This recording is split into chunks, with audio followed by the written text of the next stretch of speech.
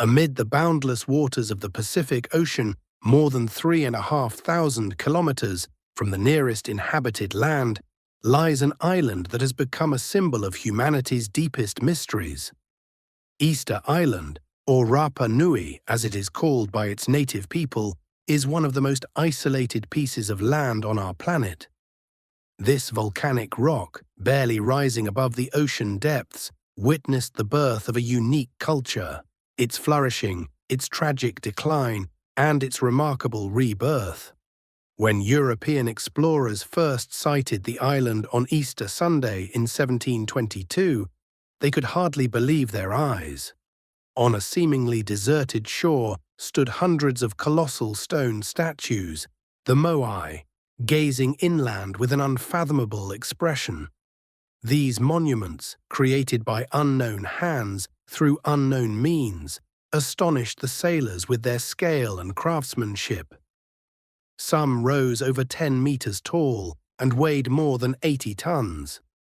Yet the greatest mystery lay elsewhere.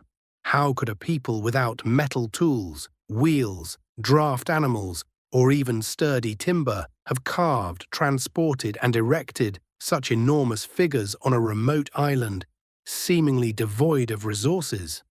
The story of Rapa Nui is the story of human ingenuity confronted with the limits of nature. It is a tale of how isolation can inspire extraordinary creativity, and at the same time become a trap for civilization. For centuries, the islanders built a complex society, created artistic masterpieces, and developed a culture unlike any other. But their isolation also meant that every mistake, every wrong decision, carried irreversible consequences. There were no neighboring islands to flee to, no trading partners to supply what was lacking. The island and its people stood alone against the ocean. Today, Rapa Nui is often cited as a warning, an example of ecological collapse caused by human short-sightedness. Stories of total deforestation, environmental ruin, and societal collapse have become textbook lessons in discussions about sustainability and responsibility toward future generations. Yet the real history of the island is far more complex and nuanced than that moralistic parable. Archaeological research in recent decades has revealed new layers of this story. We have learned that Rapa Nui society was far more resilient than once believed. Its decline was not sudden but gradual, unfolding over centuries. Alongside ecological challenges created by the islanders themselves, outside forces, European colonization, slave raids, epidemics, and cultural oppression played a decisive role in the island's tragedy. And despite all of this, the people of Rapa Nui preserved their identity, their language, and their traditions, which are now being revived. This narrative traces the long journey of the island, from the arrival of the first settlers who crossed the Pacific to the modern struggle for cultural autonomy. We will examine the geography and environment that shaped human life on Rapa Nui, explore how its society emerged and evolved, and what social structures and spiritual beliefs guided its people. Special attention will be given to the phenomenon of the Moai, those monumental statues that have become the island's unmistakable symbol. We will seek to understand why they were built, how they were transported and raised, and why the practice eventually ceased. The golden age of Rapa Nui, when society reached its peak of power and cultural achievement, was followed by a period of ecological crisis. The destruction of forests set off a cascade of consequences: soil erosion, declining harvests, and the loss of materials to build fishing canoes. A society that had once cooperated to create the Moai fractured into rival clans. Wars over scarce resources began. The Moai, once symbols of unity and ancestral reverence, turned into objects of inter-clan conflict. Victors toppled the statues of their enemies, erasing their spiritual power and proclaiming dominance. Yet even when the environment reached a breaking point, the people of Rapa Nui did not give up. They adapted, transforming their practices and beliefs. A new religion arose, the cult of the Birdman, or Tangata Manu, which replaced the old cult of the ancestors. This new faith reflected deep social change. Power shifted from hereditary chiefs to warriors who proved their strength and courage in ritual competitions. Each year, representatives of the clans risked their lives swimming to the islet of Motu Nui to retrieve the first egg of a sacred seabird, a dangerous journey demanding bravery and skill. When the Dutch explorer Jacob Roggeveen became the first European to set foot on Rapa Nui in 1722, he found a society that had already endured its crisis and adapted to survive. Yet that contact marked the beginning of a new, even darker era. European diseases, against which the islanders had no immunity, swept through the population. Subsequent expeditions, Spanish, British, French, brought further conflict and misunderstanding. The tragedy reached its peak in the 1860s, when Peruvian slave traders abducted most of the island's people, including all its chiefs and bearers of traditional knowledge, and carried them to South America. The few who returned, under international pressure, brought back smallpox and tuberculosis, which devastated the remaining inhabitants. Catholic missionaries who arrived in the 1860s completed the cultural destruction. Traditional beliefs were banned, sacred sites desecrated, and the unique written language, Rongorongo, one of the few independently invented writing systems in human history, was lost forever. When Chile annexed the island in 1888, the native people were left virtually landless and powerless. For nearly a century, they lived confined to a single village, Hangaroa, forbidden to move freely across their own homeland. Yet despite everything, the Rapa Nui people survived. In the mid-20th century began a slow but determined cultural revival. The language, once banned, was spoken again. Traditional dances and songs, remembered only by the elders, were brought back to life. The struggle for land rights and cultural independence continues to this day. Today, Rapa Nui is not merely an open-air museum for tourists. It is a living culture seeking a balance between preserving tradition and embracing the modern world. The story of Easter Island forces us to confront fundamental questions about the nature of civilization itself. How far can a society go in exploiting its limited resources? Can people recognize the consequences of their actions before it's too late? What truly sustains a culture, material wealth, or spiritual resilience? These questions, born on a small island in the middle of the ocean centuries ago, remain vital for humanity today as we face our own global ecological challenges. The moai that stand upon their platforms do not gaze toward the sea. They look inland, toward their people. This is no coincidence. The statues have always symbolized the link between the living and the dead, between the present and the past. They remind us that every generation bears responsibility not only to itself, but also to those who will come after, and that the true measure of civilization lies not in the grandeur of its monuments, but in its ability to live in harmony with the world around it. To understand the story of Rapa Nui, one must first grasp the uniqueness and harshness of the natural environment in which this drama unfolded. Easter Island is not merely an isolated place. It is one of the most remote corners of our planet where humans have ever tried to settle. Its geographical position, geological history, and ecological characteristics shaped every aspect of life for those who dared to call it home. The island lies at 27 degrees south latitude and 109 degrees west longitude. A tiny speck amid the vastness of the Pacific Ocean. The nearest inhabited island, Pitcairn, is 2,000 kilometers to the west.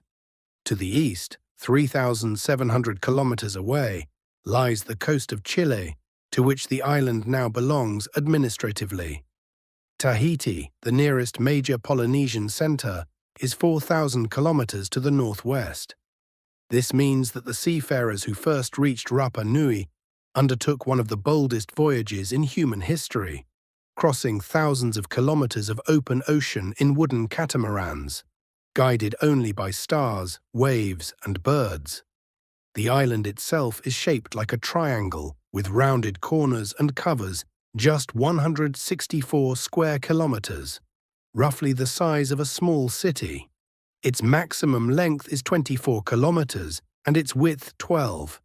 It is such a small piece of land that on a clear day the ocean is visible from almost anywhere.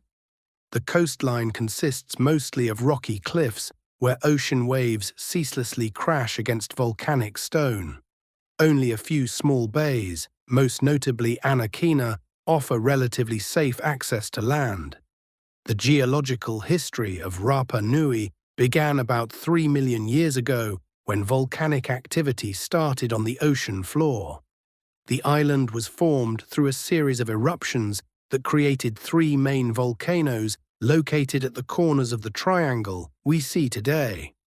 The oldest is Puak, at the island's eastern end, around 600,000 years old. Its remains form a plateau rising sharply above the surrounding terrain. The youngest is Rano Kau in the southwest, only about 250,000 years old. Its vast crater, 1.5 kilometers in diameter, is filled with fresh water and forms one of the island's most striking natural landmarks. The third and largest volcano, Terevaka, rises 507 meters above sea level, making it the island's highest point. Its gentle slopes occupy much of the landmass. Yet the most significant for human history is a smaller one, Rano Raraku. From its soft volcanic tuff were carved nearly all of the island's moai. This particular rock, compressed volcanic ash, proved ideal for sculpture. Soft enough to be worked with stone tools, yet durable enough to last for centuries. The island's volcanic origin determined the nature of its soils. They formed from weathered lava and ash, making them fertile but shallow and prone to erosion. Beneath the thin layer of soil lies porous basalt, through which rainwater quickly drains away, preventing the formation of rivers or streams. This made fresh water one of the island's scarcest resources.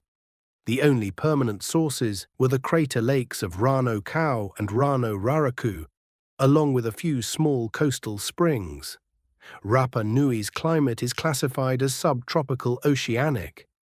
Temperatures range from 18 to 23 degrees Celsius year-round, moderate conditions that made life possible. Rainfall, however, is uneven. The annual average is about 1,200 millimeters, but dry years alternate with seasons of heavy rain. The island is constantly swept by southeasterly trade winds that bring moisture but also accelerate soil erosion, especially where vegetation has been lost. But the most crucial ecological feature of Rapa Nui, and the one that shaped its entire history, was its original ecosystem and how it changed over centuries of human settlement. Paleobotanical studies analyzing pollen and seeds from the sediments of crater lakes have reconstructed the landscape that the first settlers encountered. That Rapa Nui was a completely different world from the treeless, grassy terrain familiar to modern visitors. When Polynesians arrived, around the 13th century, the island was covered with forest.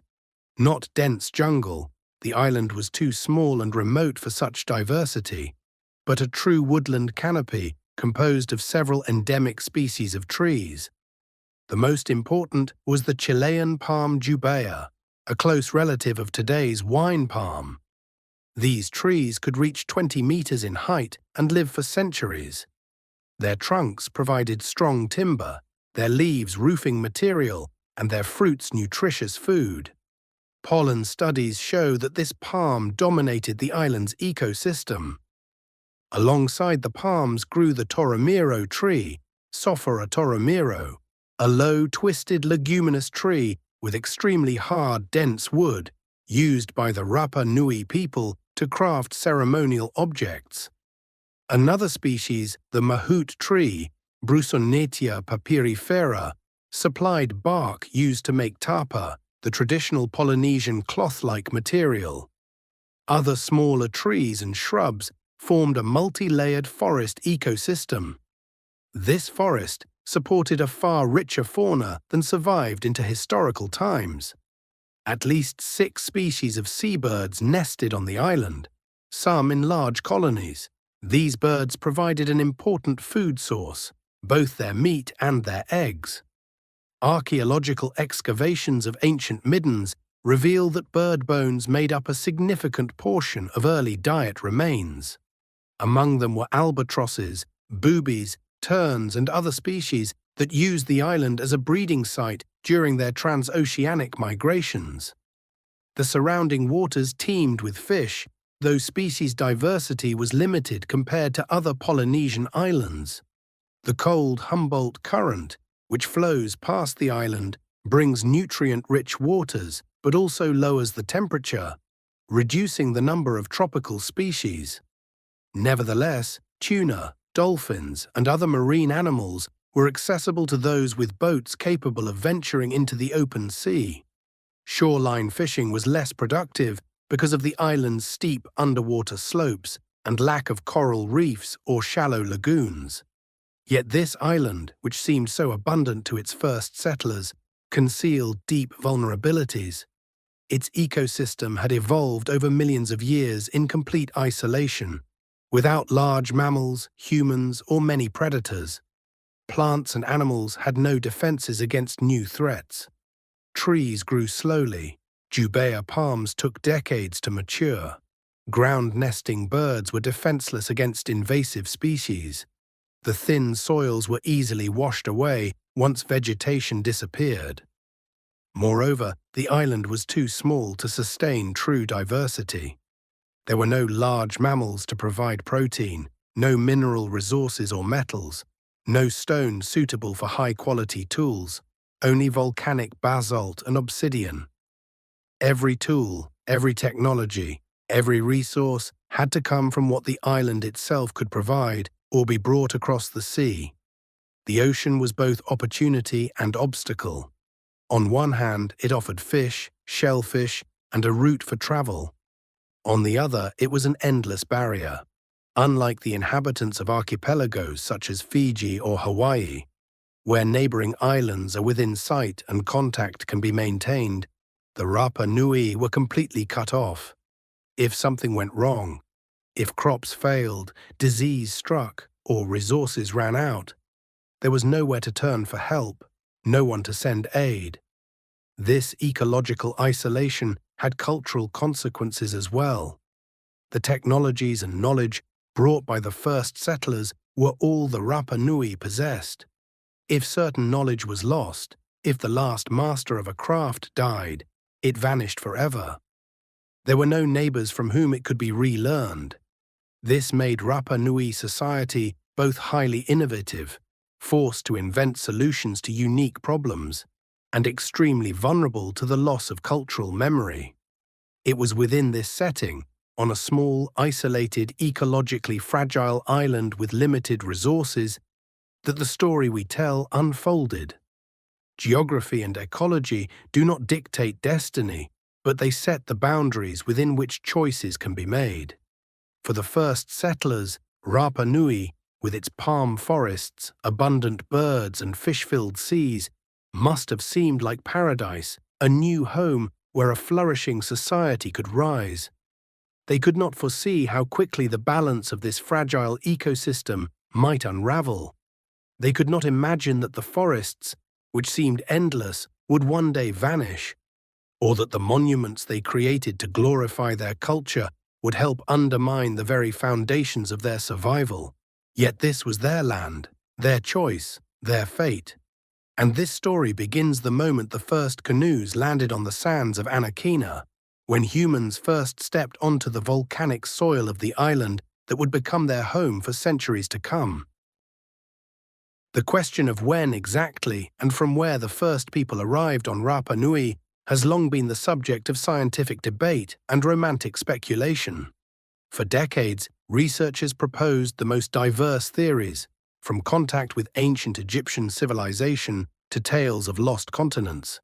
Yet modern science, armed with radiocarbon dating, genetic analysis, linguistics, and archaeology, has provided a far clearer picture of this epic journey. Today, scholars confidently state the first settlers of Rapa Nui were Polynesians who arrived around 1200 to 1250 CE. This date, obtained through radiocarbon analysis of charcoal from the island's earliest archaeological layers, revises earlier assumptions that placed settlement much earlier. Easter Island thus emerges as one of the last places on Earth to be colonized by humans, the final chapter in the Great Polynesian Expansion across the Pacific Ocean, a migration that had lasted for over 2,000 years.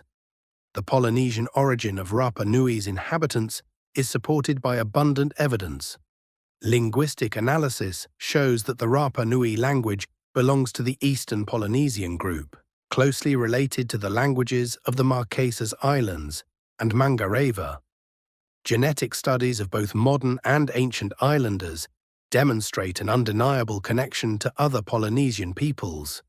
DNA analysis of bones from ancient burials confirms this conclusion. Archaeological artifacts, stone adzes, fishhooks, and agricultural tools have direct analogues throughout Polynesia.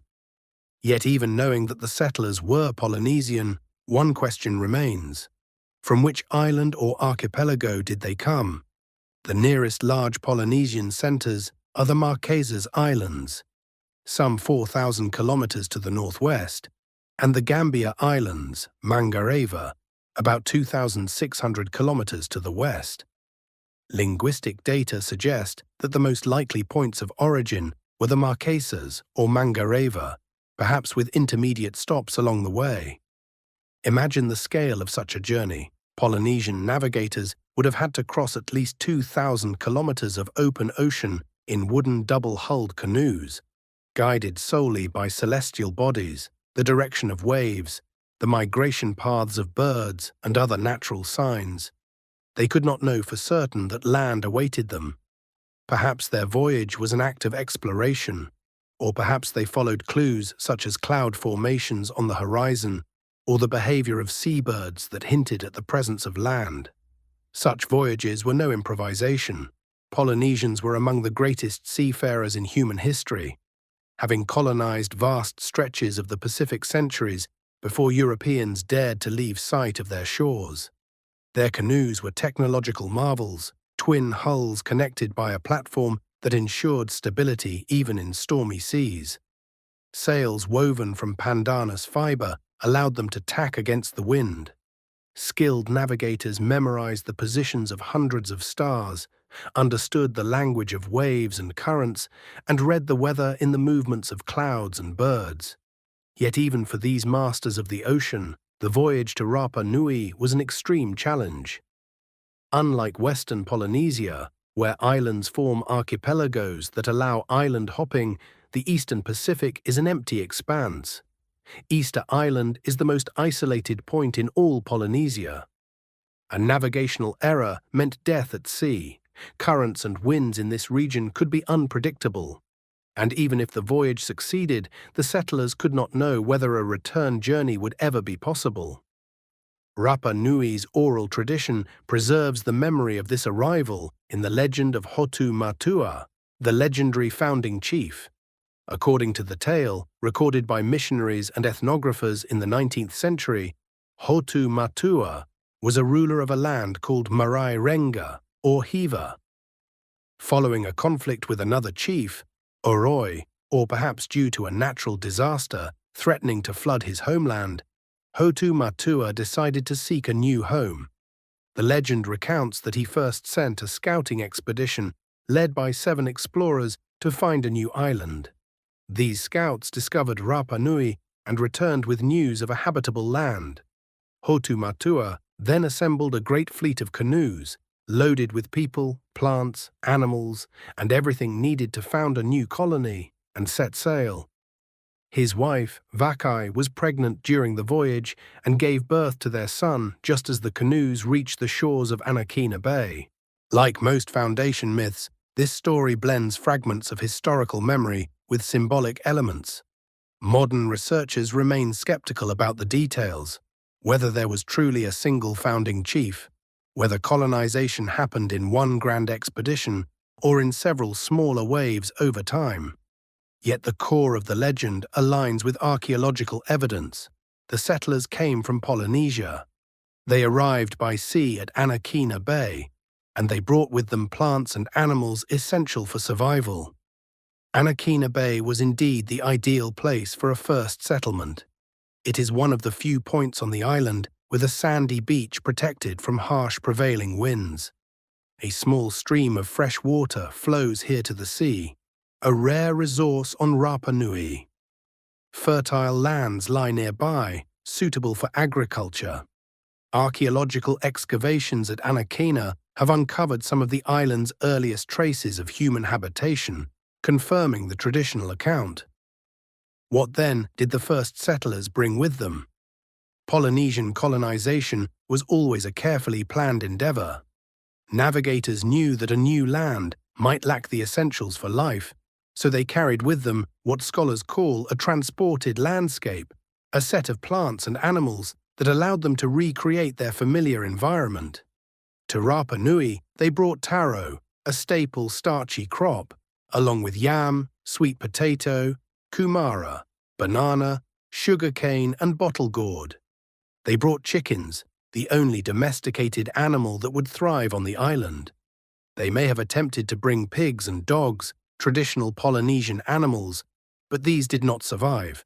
Archaeologists find no trace of them in early layers. Alongside food and animals, the settlers brought their technologies, knowledge, and culture. They knew how to work stone into tools, how to build houses from available materials, how to make tapa, cloth from the bark of the mahout tree. They knew how to fish and trap birds, how to navigate by the stars. Most importantly, they brought with them social organization and religious beliefs that would shape the future of Rapa Nui society. The first decades on the new island must have been a time of adaptation and experimentation. The settlers had to learn how to use the island's unique resources and overcome its limitations. Some tropical plants failed to thrive in Rapa Nui's cooler subtropical climate. Taro, for instance, required more water than the island could provide. Sweet potato, however, proved remarkably successful and became the foundation of the Rapa Nui diet. The population gradually grew. Archaeologists estimate that the founding group may have consisted of 20 to 50 people. Enough for genetic diversity, yet a small community by any standard. Over the following centuries, this number rose to several thousand. Estimates of the island's peak population range between 5 and 15,000. Settlements expanded from the initial site at Anakina across the coastline and into the island's interior. The social structure brought from Polynesia began to adapt to the new conditions. Kin-based clans, mata, emerged, each claiming descent from one of the sons or companions of the legendary Hotu Matua. These clans divided the island among themselves, each controlling a strip of land running from the coast to the interior, ensuring access to all ecological zones, the sea for fishing, the shore for settlements, and inland areas for farming. The early settlers built traditional Polynesian houses, long elliptical structures with stone foundations, wooden frames, and roofs made of grass or palm leaves. They erected the first ahu platforms, ceremonial sites that initially served as gathering places and burial grounds, later becoming the pedestals for the moai statues. These early ahu were simpler than the monumental constructions of later centuries, yet already displayed sophisticated stoneworking skills. Life in those early centuries was likely prosperous. Forests provided timber for building and firewood. Birds were easy prey. They had not yet learned to fear humans. The ocean yielded abundant fish. The soils were fertile and untouched. The population was small relative to available resources. And isolation meant safety. There were no neighboring tribes to fight, no pirates or invaders to fear. But isolation also carried a darker side. If something went wrong, if crops failed, if disease struck, there was no source of help. Every mistake in resource management would have long-term consequences. And most crucially, there was no escape. The great canoes capable of crossing thousands of kilometers required large trees for their construction. Once those trees were gone, the people of Rapa Nui would be trapped on their island forever. Yet in those first centuries, such a future seemed unimaginable. The early generations of Rapa Nui looked upon their new home with optimism. They had survived the most perilous voyage in human history, found new land, and built thriving communities. Ahead lay centuries of creativity, construction, and cultural flourishing. Ahead lay the age of the Moai. During the first centuries after the settlement of Rapa Nui, a unique society emerged, one that fused Polynesian traditions with adaptations to the island's extreme isolation. This social system, with its intricate hierarchy, clan structure, and spiritual beliefs, became the foundation for one of the most remarkable cultures in the Pacific region.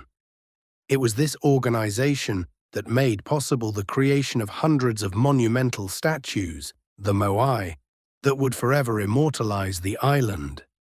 The social structure of Rapa Nui was based on a system of hereditary clans known as mata. According to traditional accounts recorded in the 19th century, there were 10 principal clans, although some sources mention 12. Each clan traced its ancestry to one of the sons or companions of the legendary Hotu Matua, the island's first king. These clans were not merely extended families. They were the core political, economic, and religious units of society. The island's territory was divided among the clans according to a radial pattern. Each clan controlled a strip of land extending from the coast to the island's interior. This arrangement ensured access to different ecological zones: the coastal strip for fishing and gathering marine resources, lowlands for settlements and gardens, and the uplands for cultivating sweet potatoes and other crops.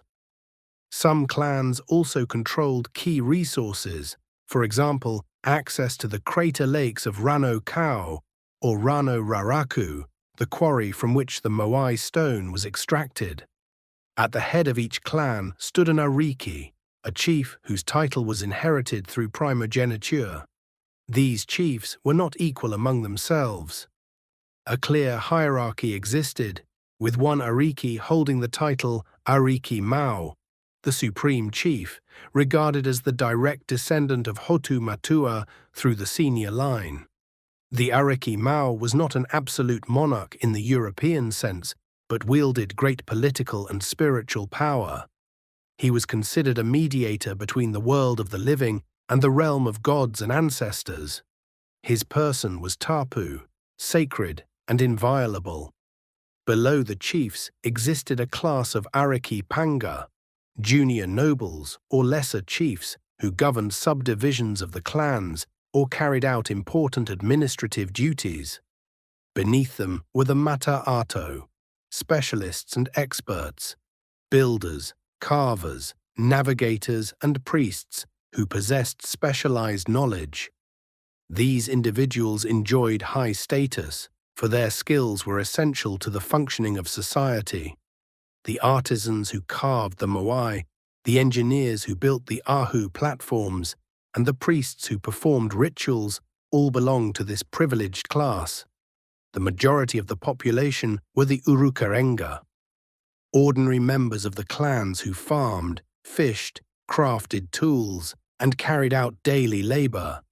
At the very bottom of the hierarchy were the kio, slaves or war captives deprived of clan affiliation.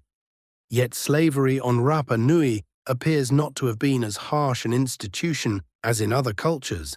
Slaves could be integrated into clans through marriage or adoption. This social structure was not static. Mechanisms for social mobility existed, though limited.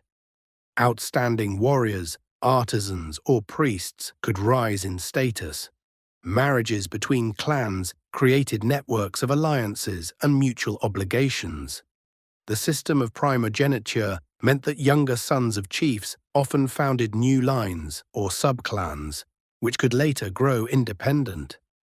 The religious beliefs of the Rapa Nui formed the spiritual backbone of the entire society. Like other Polynesians, they believed in mana, a spiritual force or power that permeated the universe. Mana could be accumulated, transmitted, or lost. Chiefs possessed the greatest mana due to their divine ancestry. Yet mana could also be increased through proper rituals, the construction of monuments, victories in war, or lost through the breaking of taboos, defeat, or failure. The Rapa Nui pantheon combined broader Polynesian deities with local cults. Make was the supreme god, creator of humankind and a deity of fertility. His image, a birdman with large eyes, appears in petroglyphs throughout the island. Hero was the god of rain and wind, vital on an island with scarce freshwater resources. Tangaroa, the great Polynesian god of the sea, was also worshipped, though his cult was less prominent here than elsewhere in Polynesia. Yet the most important element of Rapa Nui religion was the cult of ancestors. The islanders believed that the spirits of deceased forebears continued to influence the world of the living, protecting their descendants, ensuring the fertility of fields, success in fishing, and victory in conflicts. Death did not sever the bond with family, rather it transformed the dead into powerful guardians and advisors. It was this ancestor cult that became the foundation for the creation of the Moai. The Moai were not representations of gods in the usual sense. They were Aringa Ora, living faces, vessels into which the spirits of the deceased chiefs and ancestors were invited to dwell. Each statue represented a specific Ariki or prominent clan member after death. The creation of a Moai was an act of immortalization, a means to preserve the mana of a dead leader and make it accessible to his living descendants. The statue, placed upon an ahu, a ceremonial platform that often contained burials, became a point of contact between the worlds of the living and the dead. The process of creating a moai was not merely a technical task, but a sacred ritual. The master carvers who worked in the quarries of Rano Raraku belonged to a hereditary caste that passed down its skills through generations. They possessed not only technical expertise, but ritual knowledge that imbued the statues with sanctity. Their work was accompanied by ceremonies, chants, and strict taboos. It was believed that the spirits themselves guided the hands of the sculptors as they shaped their new embodiment. The Rano Raraku quarry was a sacred place, the birthplace of the Moai. This small volcano on the island's eastern side consisted of soft volcanic tuff, compressed ash ideal for carving. The artisans used basalt toki, stone adzes, to gradually cut figures from the rock. Work began at the top. First the face and torso were formed, then the statue was freed from the mountain. The last part separated was the back, the spine, that still connected the Moai to its mother rock. A typical Moai stood between 3 and 6 meters tall, though some reached 10 meters or more. The largest unfinished statue, still lying in the quarry, would have stood 21 meters and weighed over 200 tons. The figures depicted male torsos without legs. Their faces were stylized yet individualized. Each Moai bore distinct features, likely reflecting the appearance of the ancestor it represented. Elongated earlobes typical of Polynesian nobility, a pronounced jaw and lips, a strong, resolute expression. Long arms pressed to the sides, with hands resting on the belly. After carving, the Moai was slid down the slope to the base of the volcano, where finishing and polishing took place. They were then transported to their final destinations, the Ahu platforms scattered along the island's coast. The question of how these multi-ton monuments were transported remains one of archaeology's enduring mysteries. Traditional legends say that the Moai walked by themselves, animated by the mana of the ancestors. Modern research has proposed several plausible explanations. The most popular theory suggests that the statues were moved horizontally on wooden sledges or rollers, using levers and ropes. Another theory, supported by experimental archaeology, proposes that the statues were transported upright, walking, by rocking them side to side, precisely as the legends describe. This would have required the coordinated effort of large teams pulling ropes in rhythm, but it was possible and perhaps more efficient than dragging them horizontally. Whatever the method, transporting a moai was an immense undertaking requiring the mobilization of hundreds of people. It was a demonstration of a clan's power, its ability to organize and sustain a large labor force. Each moai erected on an ahu was not only a memorial to a revered ancestor, but also a statement of prestige and authority. The larger and more imposing the statue, the greater the mana it embodied, and the higher the status it conferred upon the clan. Upon reaching its destination, the moai was erected on an ahu, a ceremonial platform built from precisely fitted stone blocks. These platforms were themselves feats of engineering. The largest ahu stretched for hundreds of meters and were assembled from multi-ton basalt stones, fitted so tightly that a blade could not pass between them. Building them required deep knowledge of mechanics, geometry, and astronomy. Many were aligned to solar positions, marking solstices or other celestial events.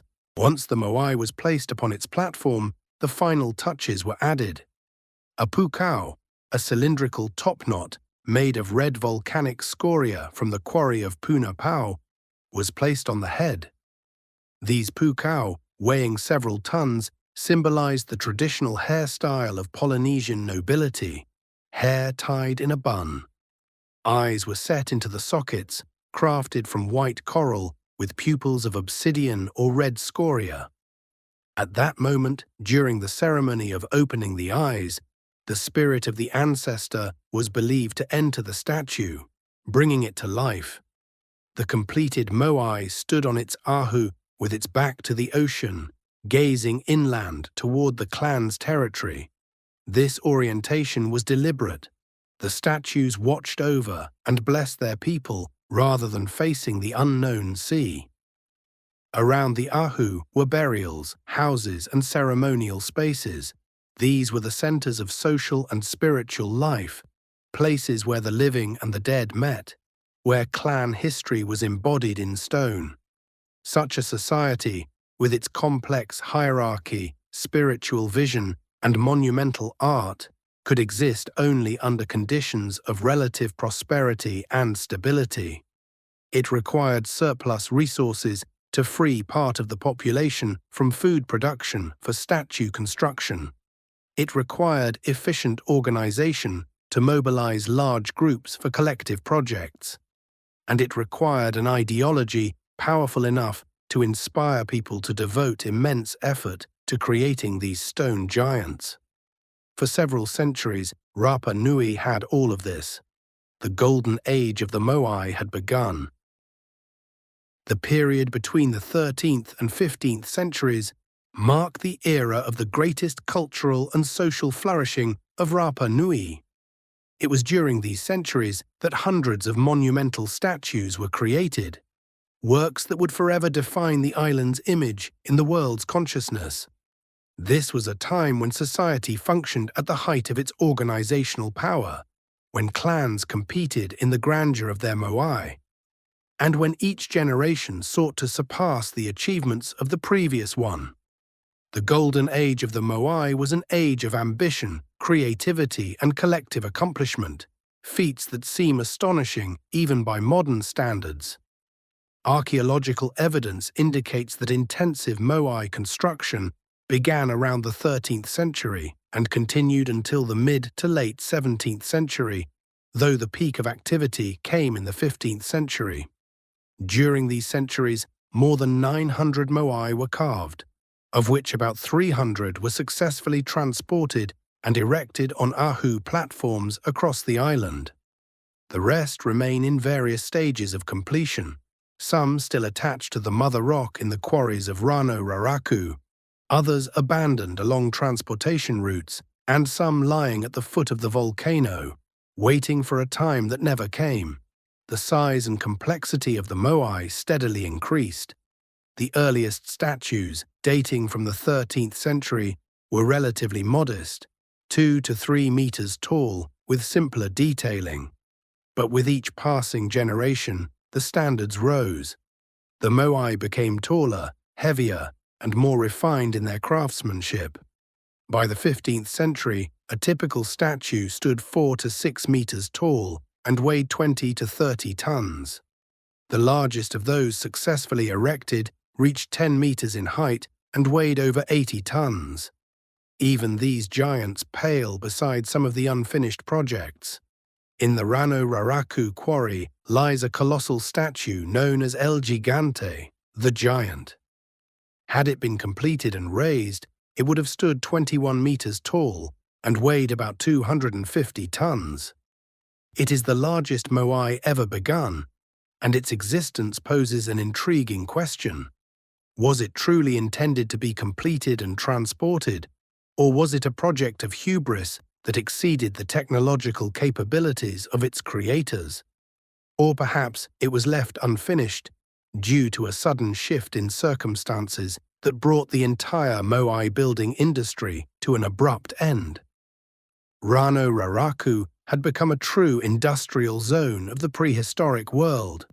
On the slopes of the volcano, dozens, perhaps hundreds, of carvers worked simultaneously. Archaeologists have counted around 400 moai in various stages of production, from faintly outlined figures to nearly finished statues waiting to be detached from the rock. The organization of this labor required complex logistics. The craftsmen had to be fed, supplied with water, tools, and shelter. Their work was seasonal.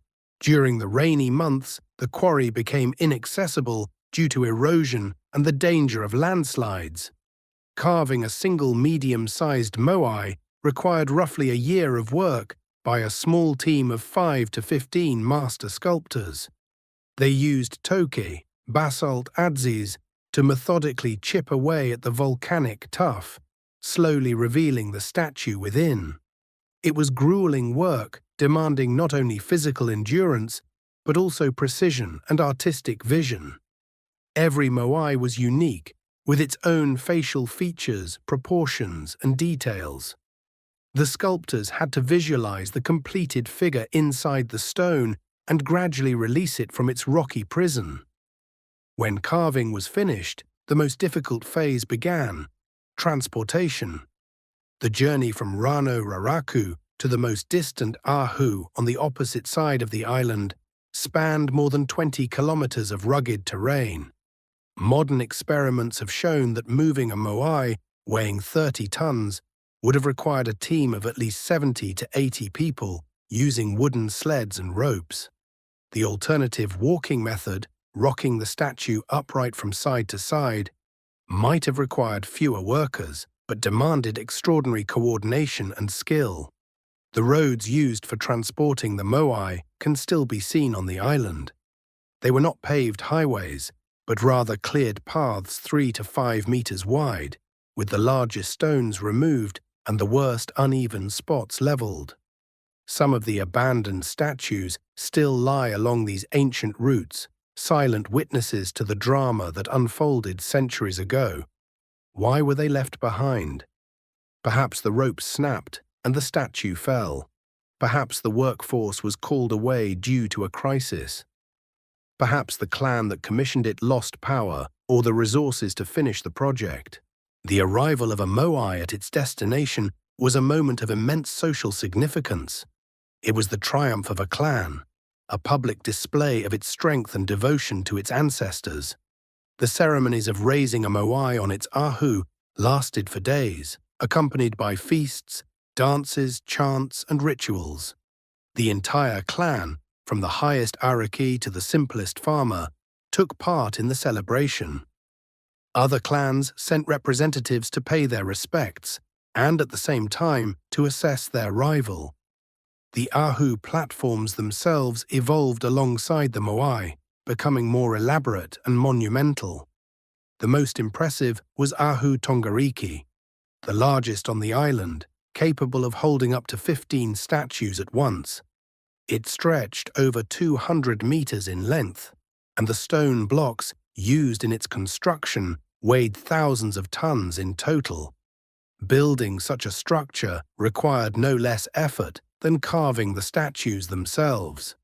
Each block had to be quarried, transported, lifted into place, and fitted with the precision of a jeweler.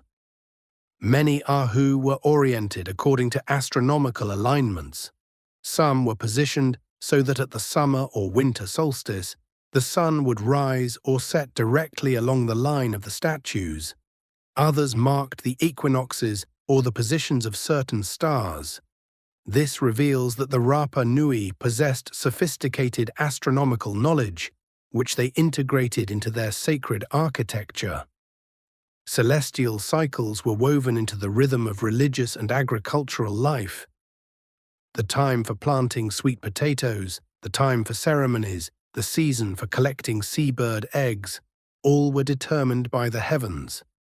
The final touch that transformed a moai from a stone sculpture into a sacred being was the placement of its eyes.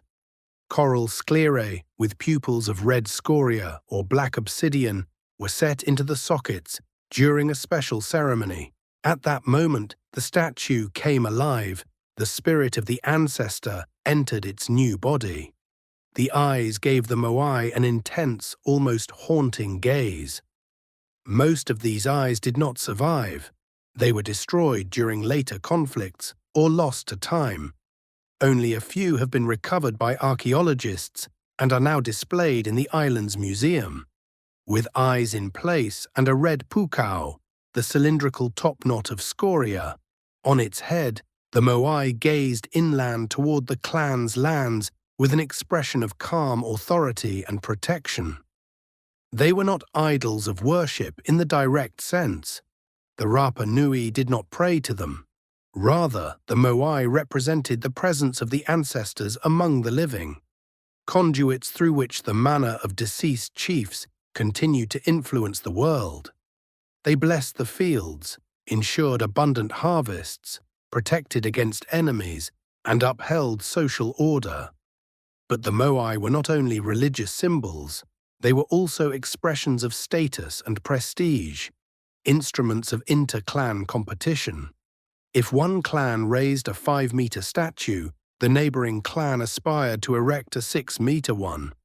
If one ahu bore 3 statues, another sought to have 5. This cultural arms race drove continuous innovation in construction and carving techniques. But it also placed growing pressure on the island's resources. Building and transporting moai required vast quantities of wood, for sleds and rollers, for levers to raise the statues, for scaffolding to place the pukao, and for the fires that fed the workers. With every new statue, with every grander project, the island's forests shrank. Yet during the Golden Age, this seemed an acceptable price to pay. The forests appeared inexhaustible. Technological progress promised efficiency.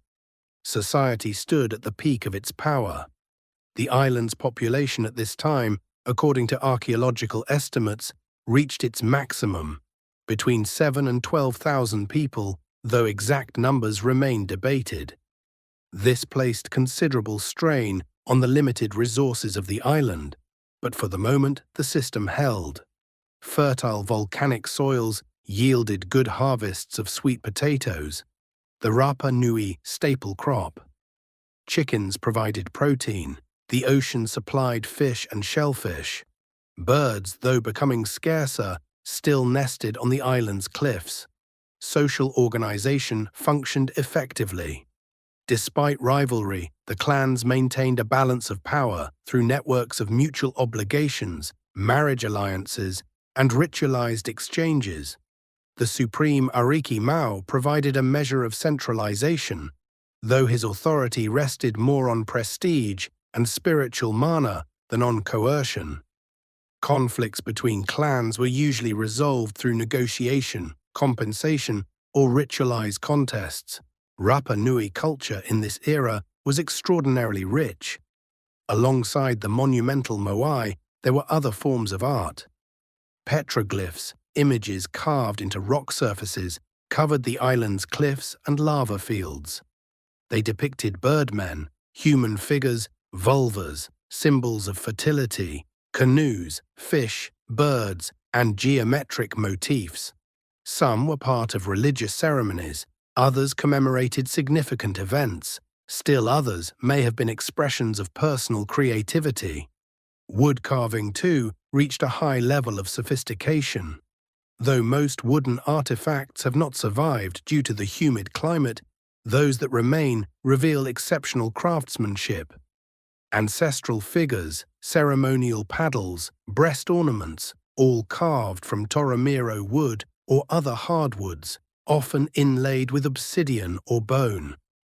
The most enigmatic are the rongorongo tablets, wooden boards covered with rows of tiny glyphs. This system of writing, if it truly was writing, remains undeciphered. One of Rapa Nui's great enduring mysteries. Oral tradition thrived. Poet-singers preserved clan genealogies tracing back dozens of generations to the legendary Hotu Matua. Myths explained the origins of the world, the deeds of gods, the exploits of heroes. Songs accompanied every aspect of life: work, celebration, mourning, war. Dances, often featuring intricate hand movements and expressive facial gestures, told stories and reinforced social bonds. Yet even at the height of this golden age, troubling signs began to appear. The forests were receding. Bird species were becoming rare. In some areas, the soil began to erode, reducing yields. Wooden canoes, essential for deep-sea fishing, became increasingly difficult to build as large trees disappeared.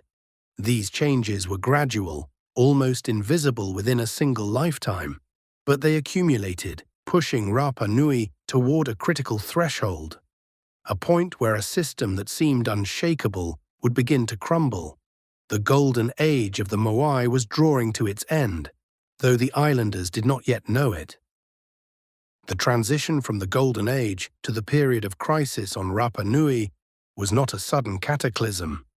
It was a slow, almost imperceptible process of degradation that stretched over generations. When new children were born, the world still looked much the same as in their parents' time. But as those children grew old and saw the world through the eyes of their grandchildren, they could perceive how profoundly everything had changed. The forests that once seemed endless had vanished. The skies once filled with birds grew empty. The fertile soils that had yielded abundant crops were exhausted, and the society built upon abundance and cooperation began to fragment into rival factions, fighting over increasingly scarce resources. At the heart of Rapa Nui's ecological catastrophe lay complete deforestation. Paleobotanical studies of pollen in the peat deposits of crater lakes have painted a clear picture of this process. Around 1200 CE, when the first settlers arrived, the island was covered by dense forest dominated by the Chilean palm, Jubea chilensis. By 1400, palm pollen in the sediments had declined sharply. By 1650, it had practically disappeared. The same fate befell other tree species, Toromiro, Mahute, and various shrubs. By the end of the 17th century, Rapa Nui had become an almost treeless island, covered mainly with grasses and ferns. The causes of this destruction were multiple and interconnected. The most obvious was the need for wood. for building houses, canoes, and tools. But the greatest demand came from the production and transportation of the moai. Each statue required trees for sledges or rollers on which it was moved, levers to raise the moai onto the ahu, scaffolding to place the pukao top knots. Researchers estimate that transporting a single medium-sized moai could consume 50 to 100 trees. Multiply that by the 300 statues erected, add the unfinished ones and failed attempts, and you arrive at tens of thousands of felled trees. Wood was also needed as fuel. Cooking, lime burning for stonework, heating during cool months, all required a steady supply of firewood. Yet unlike continental forests, where trees can regrow relatively quickly, the Jubea palms grew extremely slowly, taking 50 to 100 years to mature. This meant that the rate of consumption far outpaced natural regeneration. Beyond direct felling, the forest suffered from other human impacts. Fields cleared for sweet potato cultivation never returned to woodland. Chickens, brought by the settlers, fed on seeds and young shoots of trees. Rats, stowaways on the Polynesian canoes, multiplied rapidly in the absence of natural predators and became a true plague. Archaeological studies show that every discovered Jubea palm seed bears rat gnaw marks. These rodents consumed the seeds before they could sprout, effectively preventing the forest from regenerating. The consequences of deforestation were catastrophic and cascading. Without forest cover, the thin volcanic soils eroded rapidly under rainfall. Winds, once tempered by trees, now swept freely across the island, stripping away the fertile topsoil. Fields that once yielded abundant sweet potato harvests became less and less productive. Falling yields forced people to clear new plots, which only accelerated erosion. The disappearance of large trees also meant the end of ocean-going canoes, the double-hulled vessels on which the ancestors of the Rapa Nui had crossed thousands of kilometers of open ocean. Without them, deep-sea fishing became impossible. Dolphins, tuna, and other large pelagic fish, once vital sources of protein, were no longer accessible. Islanders were left with coastal fish, shellfish, and chickens as their main protein sources. Archaeological deposits show a sharp decline in dolphin bones after the 15th century, irrefutable evidence of the loss of deep-sea fishing capability. The birds that had once nested on the island in vast numbers almost completely disappeared. Partly this was due to direct hunting. Birds and their eggs were easy prey. But the critical factor was again the rats, which raided ground nests, eating eggs and chicks. Of the 9 species of land birds that had lived on the island before human arrival, none survived. Among seabirds, only those nesting on inaccessible cliffs or small offshore islets endured. The loss of birds meant not only a lost food source, but also the disappearance of an important ecological function. Bird guano had once enriched the soil with vital nutrients. Paleoclimate data suggest that the ecological crisis coincided with a period of climatic instability. Between the 15th and 17th centuries, the region experienced the so-called Little Ice Age, a global cooling that altered weather patterns worldwide. For Rapa Nui, this likely meant more variable rainfall and possibly prolonged droughts. In a healthy ecosystem, society might have endured such fluctuations. But on a degraded island with exhausted soils and diminished biological productivity, climate stress became an additional devastating blow. By the mid-16th century, the effects of ecological collapse were felt throughout social life. The population, which had peaked during the 15th century, began to decline. Estimates vary, but many researchers believe it fell by half or more, from 10 to 12,000 to 5 to 6,000. This reduction stemmed from a combination of factors: malnutrition, due to declining agricultural and fishing productivity, possible epidemics among a weakened population, and increasing violence and conflict. The social system, once founded on abundance and cooperation, began to crumble under the weight of scarcity. Clans that had once competed to build ever grander moai now fought for access to fertile land, fresh water, and fishing grounds. Archaeological evidence shows a sharp increase in weapon production after the 16th century. Obsidian spear points, stone or hardwood clubs, short daggers. Human bones from this era often bear signs of violent death. Fractured skulls, spear wounds, and trauma consistent with combat.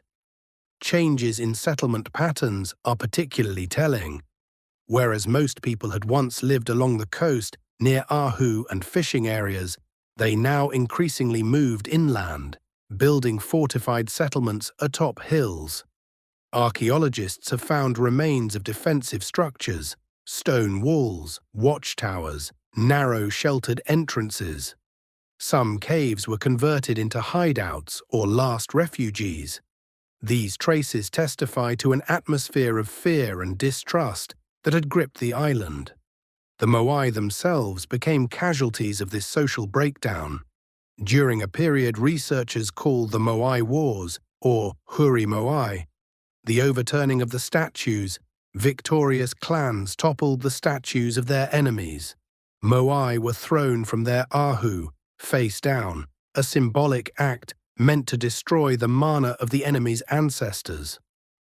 Often the statues' heads or arms were smashed, effectively killing their spiritual power. Some fragments were reused in construction, built into defensive walls or other new structures. By the end of the 17th century, nearly all moai that had once stood on their ahu lay toppled. The exact timing and duration of these moai wars remain debated. Some scholars place them at the end of the 16th century, others in the mid-17th.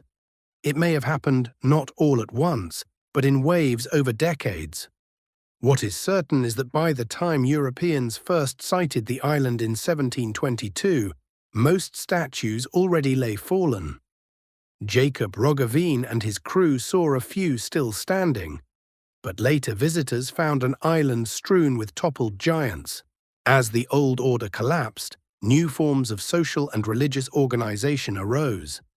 The most significant was the emergence of the Birdman cult, Tangata Manu. This new religion differed radically from the ancestral cult of the Moai. Instead of hereditary authority rooted in genealogy and ancestral mana, power in the Birdman cult was won through an annual contest, a perilous quest for the first egg of a sacred seabird.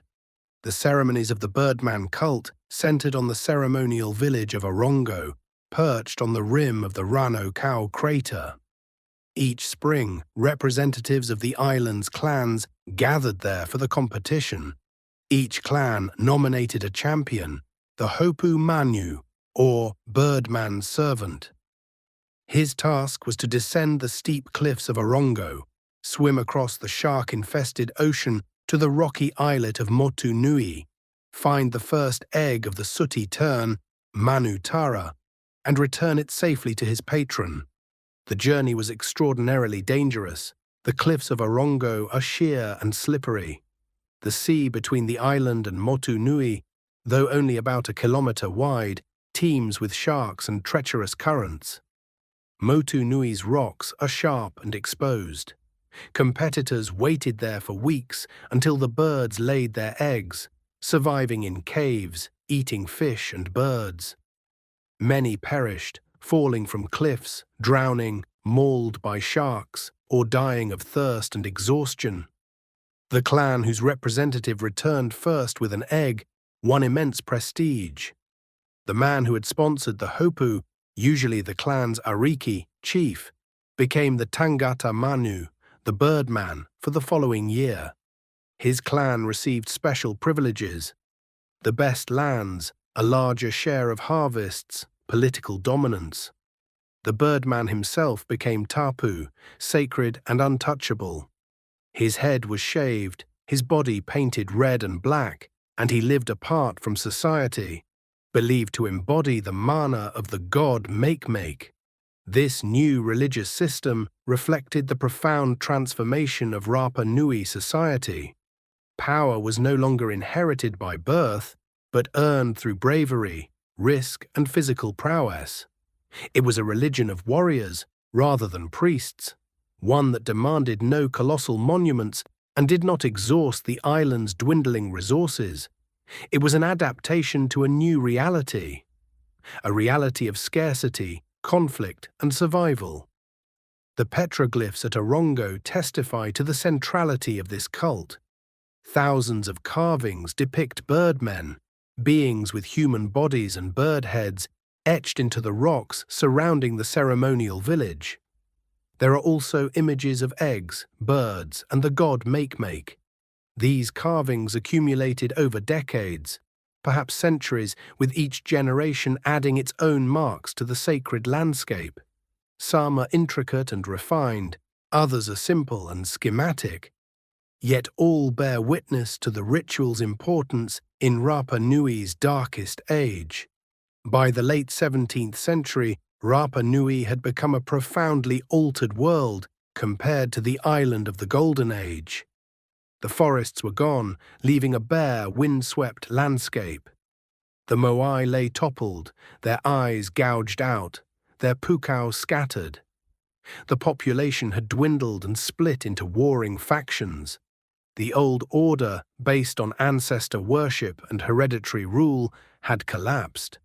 The new birdman cult offered a fragile replacement for social cohesion, yet it too reflected the violence and rivalry of its time.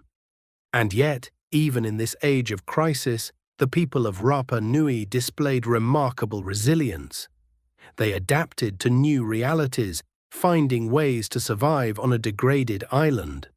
They developed innovative agricultural techniques, Manavai stone gardens that protected plants from wind and preserved moisture. They learned to use their limited resources with ingenuity and discipline, creating new forms of social organization. They preserved their language, their culture, and their identity even in the hardest of times. But the greatest trials still lay ahead. On the horizon, sails appeared. The ships of Europe, bringing with them new disasters the islanders could not yet imagine. On April 5, 1722, Easter Sunday, 3 ships under the command of Dutch navigator Jacob Roggeveen spotted an unknown island on the horizon. They were seeking the legendary Southern Land, a hypothetical continent believed to lie somewhere in the southern Pacific Ocean. Instead of a continent, they found a small triangular island barely rising above the endless waters. Roggeveen named it Parsh Island, Easter Island, in honor of the day of discovery. That moment marked the beginning of a new tragic chapter in the history of Rapa Nui. The chapter of contact with the outside world, which would bring disease, violence, cultural destruction, and near annihilation of the indigenous population. When the Dutch approached the shore, they saw a scene both intriguing and disquieting.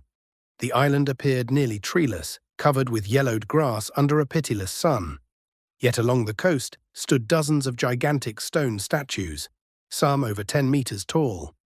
Roggeveen wrote in his journal, "These stone figures at first astonished us greatly, since we could not understand how people without strong timber for any machinery or thick ropes could erect figures at least 30 feet high and proportionally thick. The first contact between Europeans and the Rapa Nui was disastrous. When the Dutch landed, a crowd of locals surrounded them. Some kind of skirmish ensued, sources differ in the details, and the Dutch opened fire. According to the ship's journal, between 10 and 12 islanders were killed, and many injured. It was the first blood spilled in the clash of 2 worlds that did not understand one another. To the Rapa Nui, who had never seen firearms, the ability of the foreigners to kill with thunder and smoke must have seemed like sorcery. For the Dutch, hardened by months at sea and wary of savages, firing was a preventive measure. Roggeveen and his men stayed on the island for just 1 day. Their observations were superficial and often contradictory, but they left the first European account of Rapa Nui. They saw Moai, some still standing on their platforms, though many had already fallen. They noted that locals showed respect to the statues, lighting fires before them. The island's population was estimated at 2,000 to 3,000 people, a drastic reduction from its peak in earlier centuries. The Dutch described them as strong, well-built people with dark skin. Many had tattoos. Some wore large disc-shaped ornaments in their earlobes, a tradition of Polynesian nobility. What struck the Europeans most was the obvious poverty of the island. Roggeveen wrote, "This island, from its skinniness and barrenness, hardly deserves to be visited. The near absence of trees, limited resources, small reed boats, stark contrasts to the powerful canoes by which Rapa Nui ancestors had crossed the ocean, puzzled them. They could not grasp the paradox. How could a society capable of building such monumental statues live under such harsh conditions? They did not know the signs of the ecological disaster that had unfolded over preceding centuries. After the Dutch departed, the island sank back into isolation for nearly 50 years. European ships rarely ventured into these remote waters, where there were no valuable goods, no refueling ports, no exploitable resources. Rapa Nui continued its existence, balancing between tradition and new reality. The Tangata Manu cult remained in practice among the clans, and people struggled to survive on their weakened island. The next European contact came in November 1770, when a Spanish expedition under Felipe González de Aedo arrived. The Spaniards had a different approach than the Dutch. They stayed for 6 days, erected wooden crosses, and performed a formal ceremony annexing the island to the Spanish crown, renaming it San Carlos. One officer compiled a list of roughly 600 Rapa Nui, recording their names, a unique document that gives us insight into individual people of that time rather than abstract numbers. The Spanish left more detailed descriptions of the island's culture. They noted that the inhabitants had a system of writing, the rongorongo wooden tablets with lines of glyphs. But no sample of these tablets was brought back to Europe, a lost opportunity that might have aided in deciphering the enigmatic system. The Spaniards also saw more moai still standing than later visitors would, indicating that the process of statue toppling continued throughout the 18th century. 4 years later, in March 1774, Rapa Nui was visited by the era's most famous navigator, Captain James Cook, on his second Pacific voyage. Unlike his predecessors, Cook stayed long enough to make more thorough observations and brought with him a Tahitian, Mahine, who could partly communicate with the locals since their languages were related. Cook's account became the most detailed and scientific of all early European reports. Cook was struck by the pitiful condition of the island and its people. He wrote, "No nation in the world can be poorer than these people." He noted the total lack of trees, except for a few weak banana and sugarcane plants. Most moai he saw were toppled, though a few still stood. He estimated the population at about 600 to 700, a dramatic decline even compared to Roggeveen's estimate 50 years earlier. If accurate, it meant that during the 18th century, Rapa Nui's population had fallen by 2/3.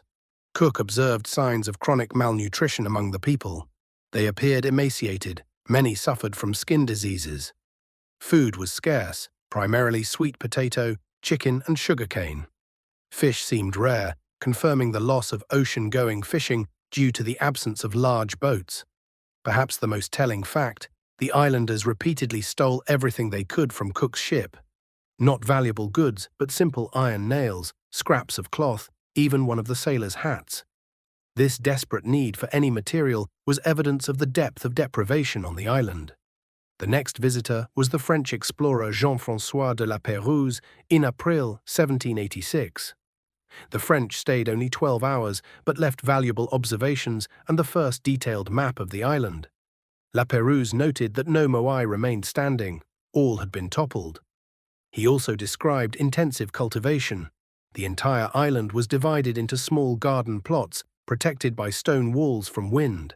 This indicated that, despite ecological degradation, the Rapa Nui had developed effective agricultural techniques to survive under harsh conditions. Over the first half of the 19th century, more ships visited the island: whalers, trading vessels, scientific expeditions. These were usually short stays, but each left its mark. Sailors sometimes introduced sheep, goats, and other animals to the island in the name of improving it. These animals often went feral and inflicted additional damage on the already fragile ecosystem. On occasion, sailors clashed with locals. Sometimes islanders were taken as slaves or exotic specimens for display in Europe. But the most catastrophic period for Rapa Nui began in the 1860s. In December 1862, Peruvian slave traders, known as the Blackbirders, launched a series of raids on the island. Over a few months, they abducted roughly 1,500 Rapa Nui, nearly half the entire population.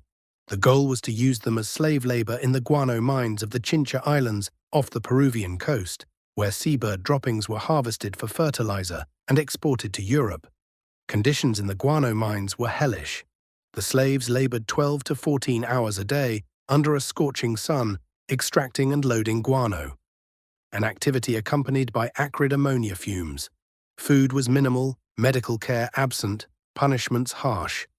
Most of the abducted Rapa Nui died within a few months from exhaustion, disease, or brutal treatment. Among the deceased were the last Ariki Mau, the supreme chief, descendant of the legendary Hotu Matua, along with much of the nobility, priests, and guardians of traditional knowledge. An international outcry over these raids pressured the Peruvian government to pass a law freeing the abducted islanders and returning them home. But of the 1,500 taken, only about 100 survived to return. And even this small group brought new disaster: smallpox and tuberculosis. Epidemics that followed their return killed hundreds more on the island, whose inhabitants had no immunity to these diseases. By 1877, Rapa Nui's population had shrunk to a catastrophic 110 people. From a rich culture of thousands, capable of building moai and supporting complex societal institutions, only a handful of emaciated, traumatized individuals remained, barely surviving on their own land. With people vanished knowledge, genealogies stretching back generations, ritual songs, the meaning of petroglyphs, carving secrets, even understanding of the Rongorongo script. Rapa Nui's cultural memory stood on the brink of obliteration. It was at this critical moment that Catholic missionaries arrived. In 1864, Father Eugène Hérault, a French priest of the Congregation of the Sacred Hearts of Jesus and Mary, became the first missionary to settle on Rapa Nui. He came to minister to a population decimated by slave trading and epidemics, living in deep shock and grief. The missionaries offered hope, spiritual if not material. Within a few years, nearly the entire island population converted to Catholicism. Christianization had profound consequences for Rapa Nui culture. The missionaries, motivated by sincere belief but also Eurocentric prejudices, systematically destroyed what they considered pagan objects and practices. Wooden sculptures, ceremonial items, Rongorongo tablets, many were burned as idols. Traditional dances and songs were banned as indecent. Tattooing, once a marker of social status and clan identity, was condemned. Polynesian names were replaced with Christian ones. Though the Rapa Nui language was not officially banned, it was discouraged. Children were expected to learn Spanish, the language of civilization. The missionaries also radically transformed social structure. Old clan divisions were leveled into universal membership in the Christian community. The Tangata Manu cult was abolished. The annual competition at Orongo was no longer held. Polygamy, traditional among Polynesian nobility, was forbidden. Sexual practices were regulated according to Catholic morality.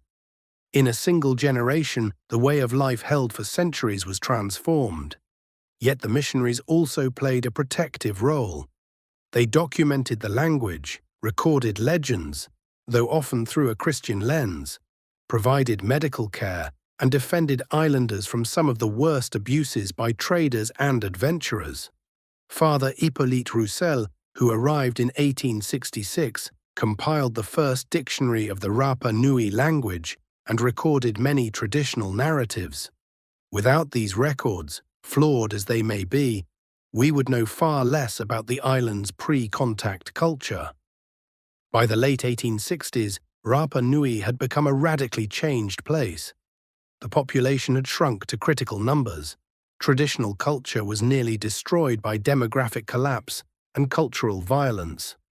The Moai lay toppled, their eyes long removed, their pukao scattered. The village of Orongo, once the site of the Tangata Manu contest, stood empty and neglected. The island that had once been the heart of a unique civilization had become a forgotten backwater, inhabited by a handful of destitute people who barely remembered the glory of their ancestors. But the worst was yet to come. The island would soon fall under colonial rule, which would last for more than a century and reduce the Rapa Nui to powerless outsiders in their own land.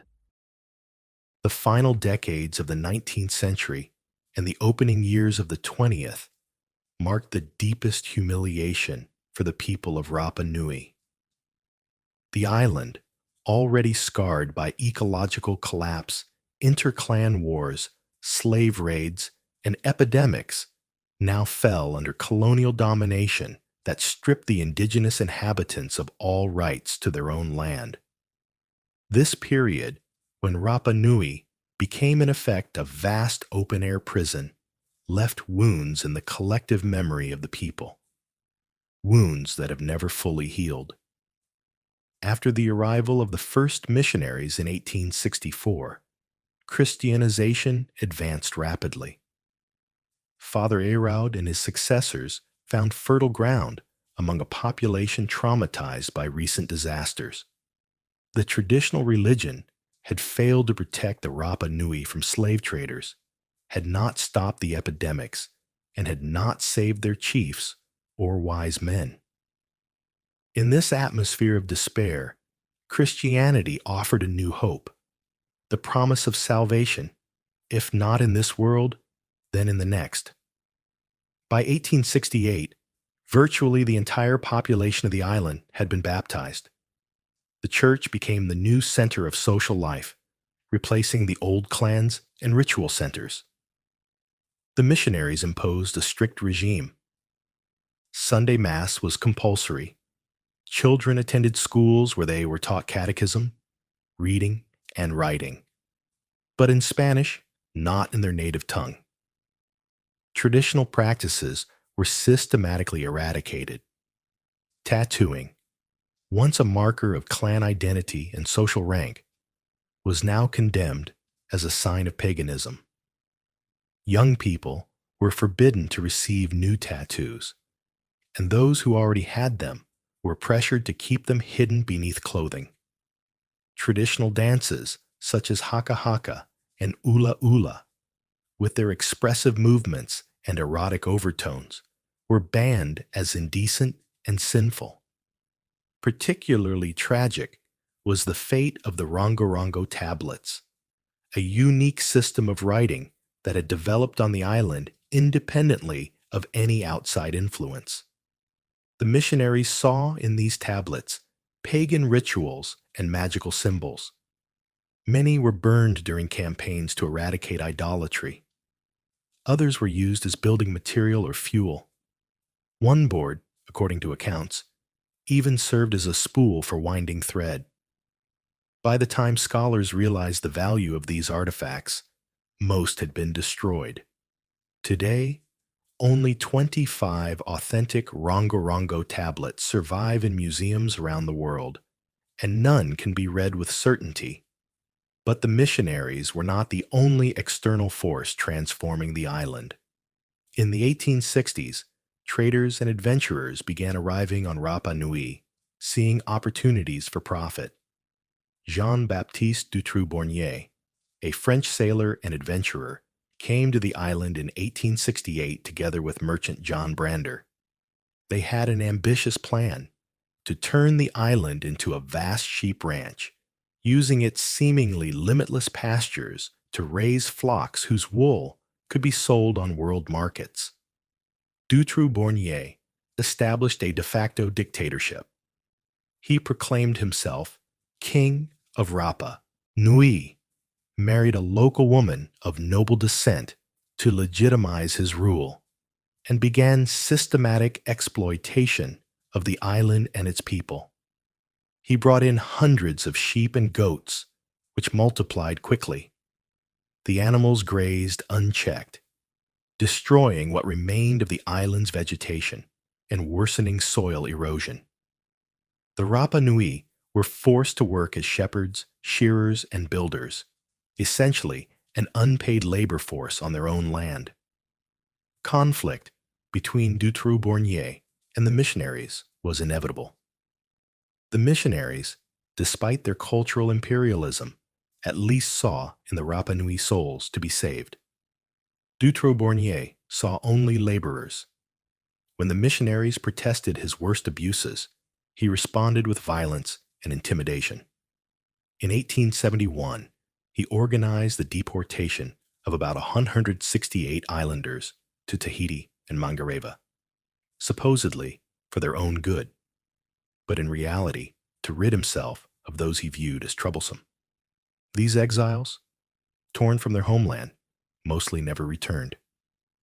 Dutroux-Bornier's rule ended violently in 1876, when he was killed in a confrontation with local residents. The circumstances remain unclear. Some sources speak of an accidental clash, others of a planned assassination as revenge for years of brutality. Yet his death did not bring freedom to the Rapa Nui. On the contrary, it opened the way for even more organized and systematic exploitation. At the same time, the distant Chilean government began to take an interest in this isolated patch of land. Chile, having completed its wars of independence and consolidation, now sought opportunities for territorial expansion. Rapa Nui, strategically located in the Pacific, though poor in resources, held potential value as a naval outpost or a future coaling station for steamships. On September 9, 1888, Captain Policarpo Toro landed on the island with a mission to formally annex it to Chile. He assembled the Rapa Nui and held a ceremony in which he claimed to obtain their consent to transfer sovereignty. Chief Atamu Tekena and other Ariki signed a treaty, a document written in Spanish, a language they did not understand. Later, it emerged that there were two versions of the text. The Spanish version ceded full sovereignty to Chile, while the Rapa Nui version spoke only of cooperation and protection, preserving indigenous land rights. Regardless of what the signatories believed they were agreeing to, the outcome was clear. Rapa Nui became Chilean territory. But the Chilean government, preoccupied with internal issues and seeing no immediate profit from the island, effectively handed administration over to private companies. In 1895, nearly the entire island was leased to Enrique Merle, a Chilean businessman who continued the sheep ranching enterprise begun by Dutroux-Bornier. The true era of systematic exploitation began in 1903, when the lease was taken over by the Scottish firm Williamson Balfour Company, operating through its subsidiary Compañía Explotadora de Isla de Pascua, the Easter Island Exploitation Company. This company turned Rapa Nui into a gigantic sheep station, where sheep outnumbered humans by 30 to 1. The conditions imposed by the company were appalling. All Rapa Nui were confined to a single small settlement, Hangaroa, on the island's western coast. The rest of the land, over 90% of the island, was declared company property. Around Hangaroa, a stone wall and barbed wire were erected, creating what was effectively a concentration camp. The Rapa Nui could not move freely across their own island without permission from the company.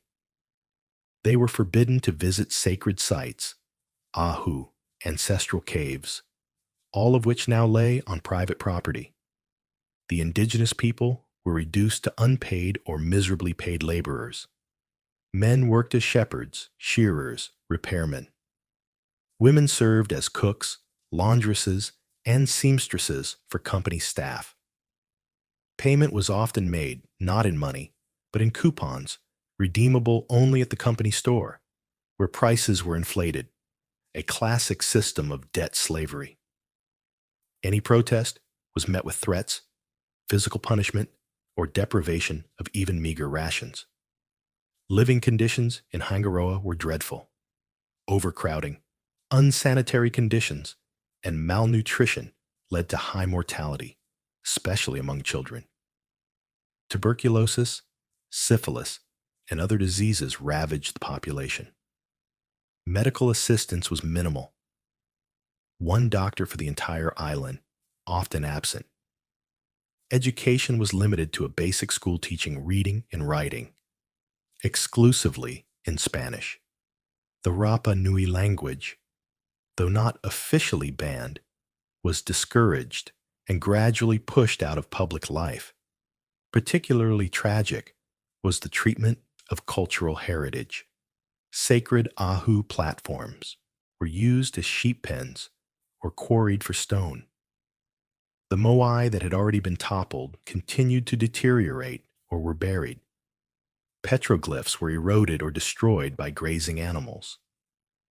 Caves holding ancestral bones and ceremonial objects were looted by collectors and amateur archaeologists who sold artifacts to museums and private buyers. The Chilean government, which should have protected its citizens, effectively ignored the situation. The island was too remote and too insignificant to attract attention.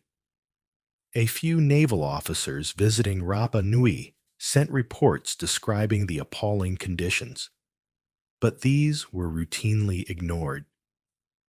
The Williamson Balfour Company had powerful political connections in Santiago and could block any attempts at reform. The population continued to decline.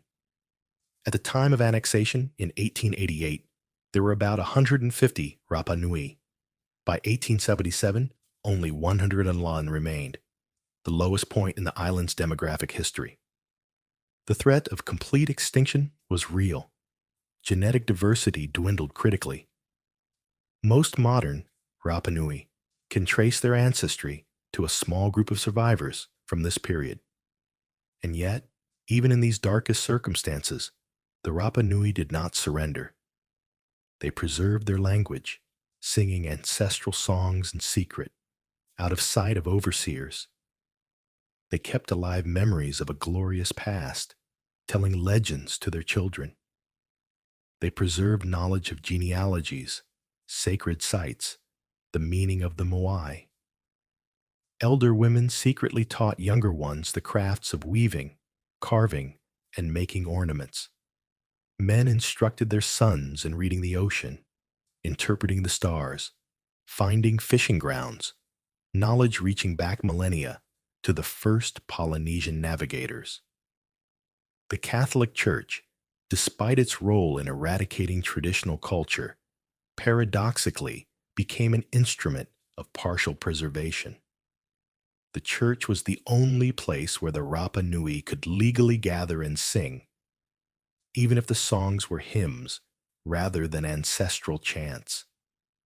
Some priests, who genuinely cared for their flock, sometimes defended the islanders from the company's worst abuses, provided basic education, and documented the language and legends. It was during this period that several European ethnographers and archaeologists began to study Rapa Nui culture seriously, realizing it was on the verge of extinction.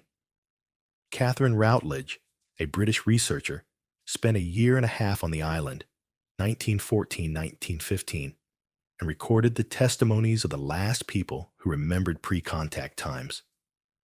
Her informants, elderly men and women born in the 1850s, were living links to the past. They remembered the final Tangata Manu ceremonies, could interpret the meanings of some petroglyphs, and knew the secrets of carving moai. Routledge documented their stories, an invaluable gift to future generations, though much of her material remained unpublished and scattered through archives. By 1914, as the First World War erupted and the world's attention turned elsewhere, Rapa Nui remained a forgotten outpost at the edge of the world. The island of the Moai had become a sheep ranch. The people who once built monuments that still inspire awe were reduced to the status of powerless laborers on their own land. A culture that had evolved over centuries in complete isolation was almost entirely destroyed by the combined forces of disease, cultural genocide, and economic exploitation. Yet despite everything, the spark of the Rapa Nui endured. They survived the worst that history could inflict. And when the world of the next century began to change, when movements for decolonization and indigenous rights arose, the Rapa Nui would be ready to fight for their place under the sun. The 20th century brought Rapa Nui a slow, painful awakening from the nightmare of colonial enslavement. It was a century of paradoxes, of progress and stagnation, discovery and isolation, cultural death and unexpected rebirth. For decades, the island remained virtually a closed territory, where the indigenous inhabitants lived as prisoners on their own land. Yet, alongside this grim reality, the world's fascination with the island's mysteries steadily grew, eventually drawing attention to the dramatic plight of its people. And it was during this very period, when it seemed that traditional culture had been lost forever, that the first signs of its astonishing revival began to appear. The early decades of the 20th century continued the darkest traditions of the previous era. The Williamson Balfour Company maintained its monopoly over the island, running it as a private fiefdom. The Rapa Nui were confined to Hangaroa, surrounded by barbed wire and stone walls. The regime was so strict that the inhabitants were forbidden even to approach the coast without special permission. Their own shoreline had become a forbidden zone. The sacred ancestral sites, the Ahu platforms with toppled moai, the caves containing burials, all lay beyond the permitted zone, inaccessible to those for whom these places held the deepest spiritual meaning. The demographic situation remained critical. In the 1920s, the island's population fluctuated between 200 and 300 people, a small increase from the catastrophic minimum of the late 19th century, but still a perilously low number. High infant mortality, tuberculosis, venereal diseases, and chronic malnutrition continued to weaken the community. Genetic diversity was critically low. Virtually all modern Rapa Nui descend from a small group of survivors from this period, creating a severe bottleneck effect in the island's gene pool. The Chilean state continued to display near total indifference toward the fate of the island and its inhabitants. The Rapa Nui were Chilean citizens only in name.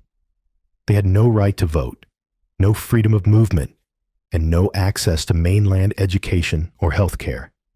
A few times a year, a naval vessel delivered supplies and collected wool, practically the only contact with the outside world.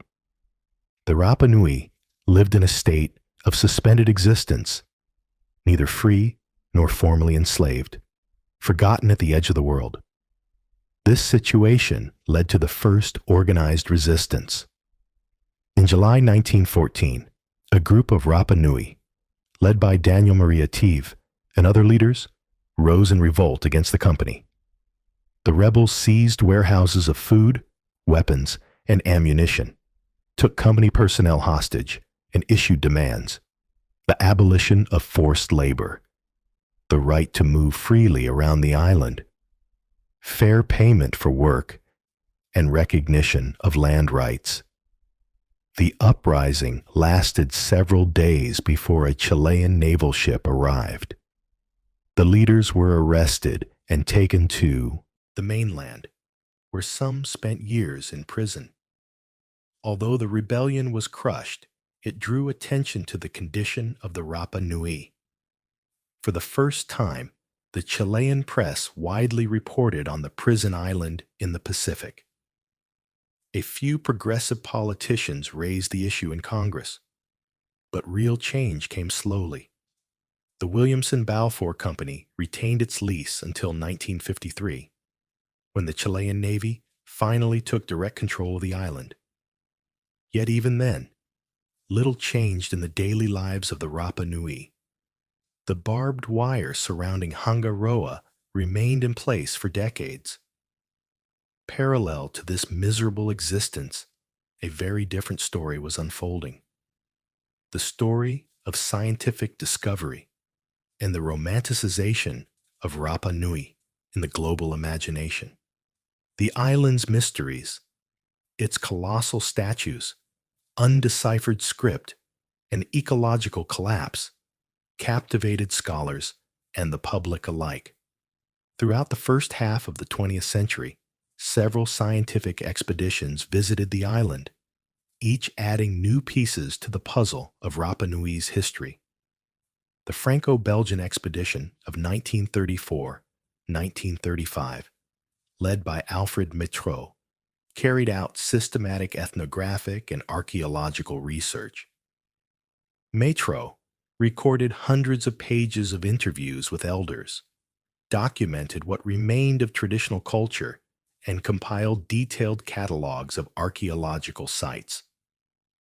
His monograph, Ethnology of Easter Island, became a classic, though it reflected the biases and methodologies of its era. But the greatest impact on public consciousness came from the Norwegian explorer Thor Heyerdahl's expedition of 1955-1956. Heyerdahl arrived on Rapa Nui with a grand, though mistaken theory. He believed the island had been settled not from Polynesia, but from South America, and that the Moai had been created not by Polynesians, but by a mysterious white race that came from the east. His book, Aku Aku, The Secret of Easter Island, became an international bestseller. The accompanying film won an Academy Award, and Heyerdahl himself became a global celebrity. The scientific community quickly disproved Heyerdahl's theories. Linguistic, genetic, and archaeological evidence all pointed unmistakably to the Polynesian origins of the Rapa Nui. There was no trace of a white race or South American colonists, yet Heyerdahl's romantic narrative captured the world's imagination more effectively than academic corrections. Millions learned about Easter Island through his vivid, though inaccurate, storytelling. Paradoxically, these false theories brought global attention to the island, attention that would ultimately help the cause of its indigenous people. Heyerdahl's expedition conducted important experiments on how the Moai could have been transported and erected. With the help of local Rapa Nui workers and consultants, the team demonstrated that the statues could be moved and raised using simple tools and techniques available to the pre-contact society. One experiment showed that 12 men could raise a 25-ton Moai using levers and stones. Another proved that a statue could walk upright, rocking side to side with ropes. These experiments had an unexpected effect on the Rapa Nui themselves. The older men who took part suddenly recalled legends and techniques they hadn't thought of in decades. They taught the younger generation songs their ancestors sang while moving Moai. they demonstrated traditional methods of stone carving. Participating in these experiments reconnected the Rapa Nui with their glorious past and restored a sense of pride in their ancestral achievements. It was one of the first shoots of cultural revival. In the 1960s, the political situation on the island began to change slowly. Chile, under pressure from international criticism and internal reform movements, began cautiously liberalizing the regime. In 1965, the system of special movement permits was abolished. For the first time in nearly 70 years, the Rapa Nui could freely roam their own island. The barbed wire around Hangaroa was removed. In 1966, the Rapa Nui were granted full citizenship rights, including the right to vote. These changes coincided with the arrival of Father Sebastian Englert, a Capuchin priest who became the most devoted defender and scholar of Rapa Nui culture in the 20th century. Unlike his missionary predecessors, Englert deeply respected traditional culture. He mastered the Rapa Nui language, recorded hundreds of legends, songs, and genealogies, and compiled the first scientific dictionary and detailed toponymic maps of the island. Most importantly, he encouraged young Rapa Nui to study their own heritage, speak their native language, and revive traditional arts. It was during this period that the first organized efforts of cultural revival emerged. In the 1960s, a group of young Rapa Nui, many of whom had studied on mainland Chile and encountered ideas of decolonization and indigenous rights, began organizing cultural events. They formed dance groups reviving traditional haka haka and ula ula dances, banned by missionaries a century earlier. Elders who remembered these dances from the stories of their grandparents taught the youth the movements, songs, and meanings. In 1975, the first Tapati Rapa Nui Festival was established, an annual celebration that became the centerpiece of the island's cultural calendar. The festival included traditional competitions, haka pei, sled races down the volcano's slopes, ryu, spear-throwing contests, wood carving, and traditional costume making. Songs and dances not performed publicly for over a century were revived. The festival became not just a tourist attraction, but a genuine act of cultural affirmation, a way for the Rapa Nui to reclaim their identity. Meanwhile, the language began to revive as well. For most of the 20th century, children were taught only Spanish in schools. They heard their native language only at home. And even there, parents often spoke Spanish, believing it essential for their children's progress. By the 1970s, the Rapa Nui language faced the real danger of extinction within a generation or two. But thanks to the efforts of people like Father Englert and later local activists and teachers, bilingual education programs were established. In the 1980s, Rapa Nui began to be taught in schools as a compulsory subject. The younger generation rediscovered the beauty and complexity of their ancestral tongue. Archaeological work also gained new momentum. In the 1960s and 1970s, several expeditions carried out systematic excavations and studies.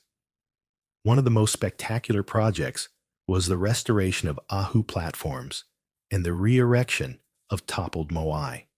In the 1990s, the Japanese crane manufacturer Tadano funded the raising of 15 statues on the Tangariki platform using modern machinery. Other moai were lifted using traditional methods, with levers and stones. Today, dozens of statues once again stand on their ahu, gazing over the lands of their clans as they did centuries ago, a powerful symbol of renewal. Yet despite these positive changes, many problems remained unresolved. Land rights continued to poison relations between the Rapa Nui and the Chilean state. Most of the island was officially state-owned or designated as a national park, leaving the indigenous people with only small plots. Many Rapa Nui demanded the return of their ancestral lands, pointing out that the 1888 treaty had been signed under duress and that Chile had failed to uphold its terms. The economic situation also remained difficult. Traditional livelihoods, fishing and small-scale farming, could no longer sustain the community. Unemployment was high, especially among the youth. Many Rapa Nui emigrated to the mainland in search of better opportunities, creating a new threat to cultural continuity. Those who stayed behind increasingly depended on tourism, which began developing after the construction of the airport in the 1960s. By the end of the 20th century, Rapa Nui stood at a crossroads. On one hand, a culture that had seemed doomed to extinction only decades earlier was showing signs of genuine revival.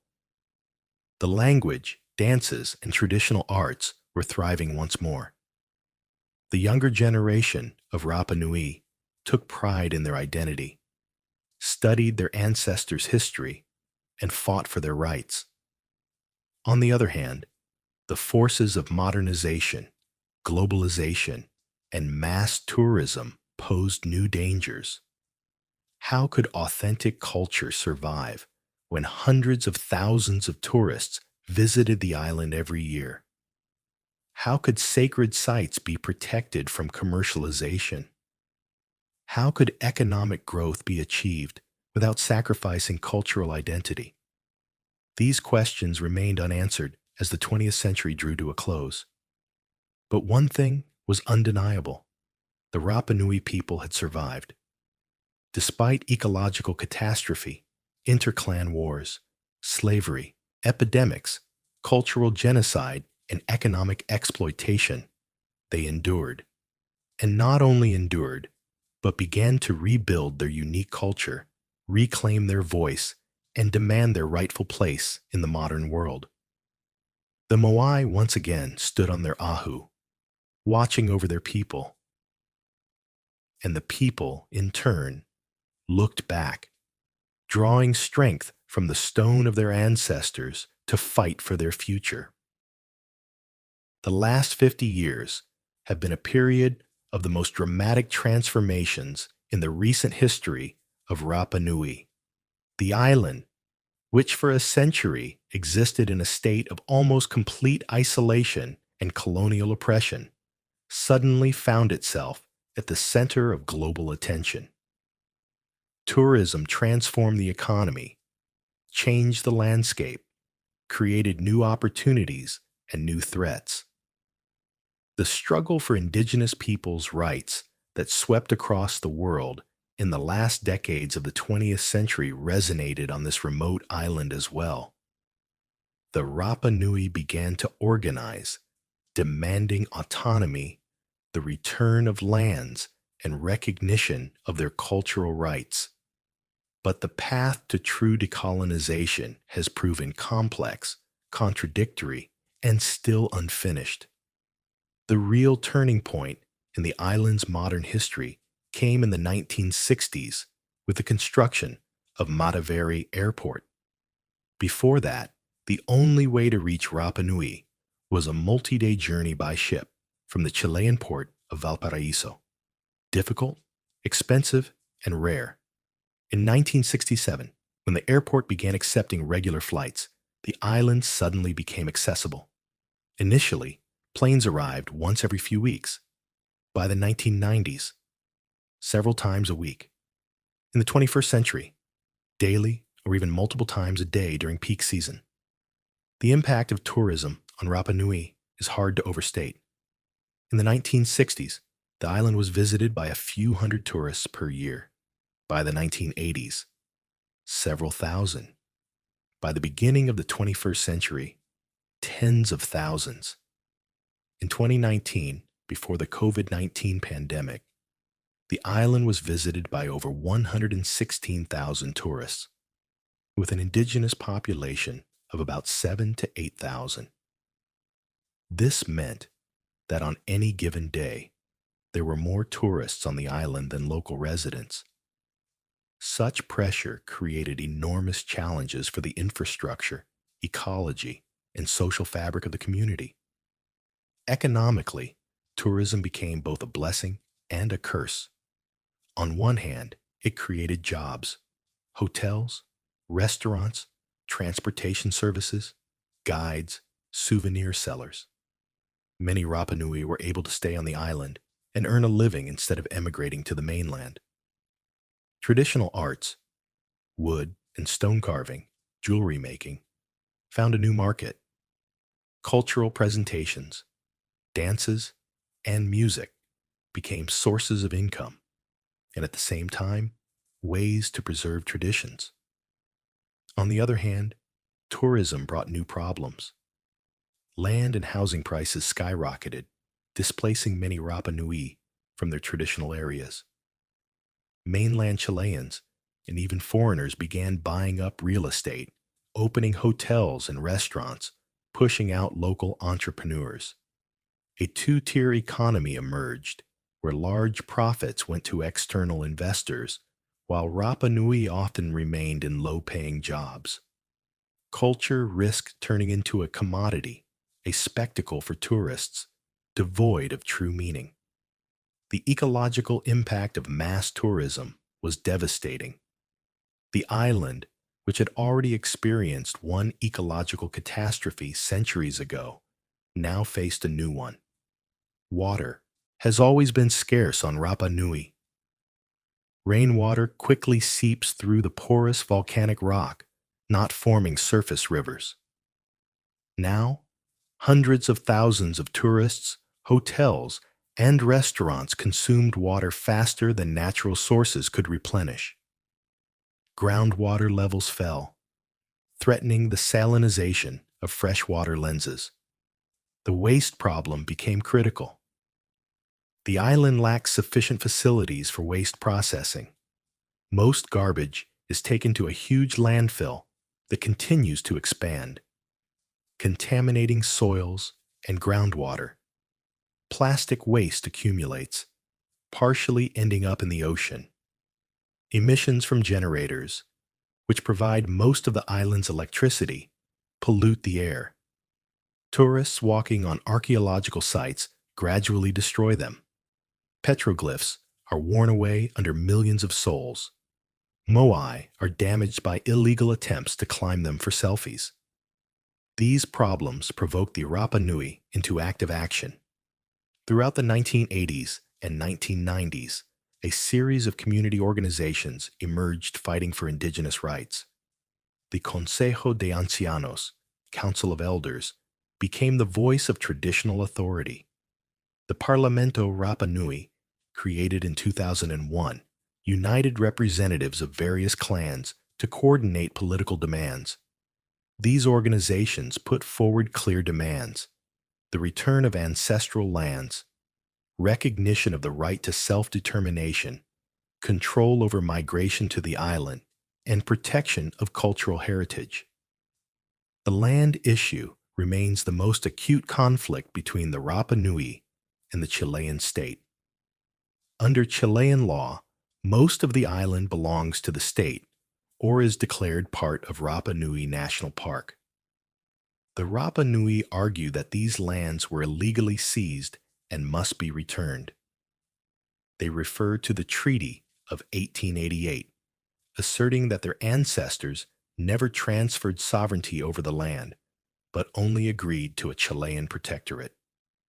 This struggle sometimes took dramatic forms.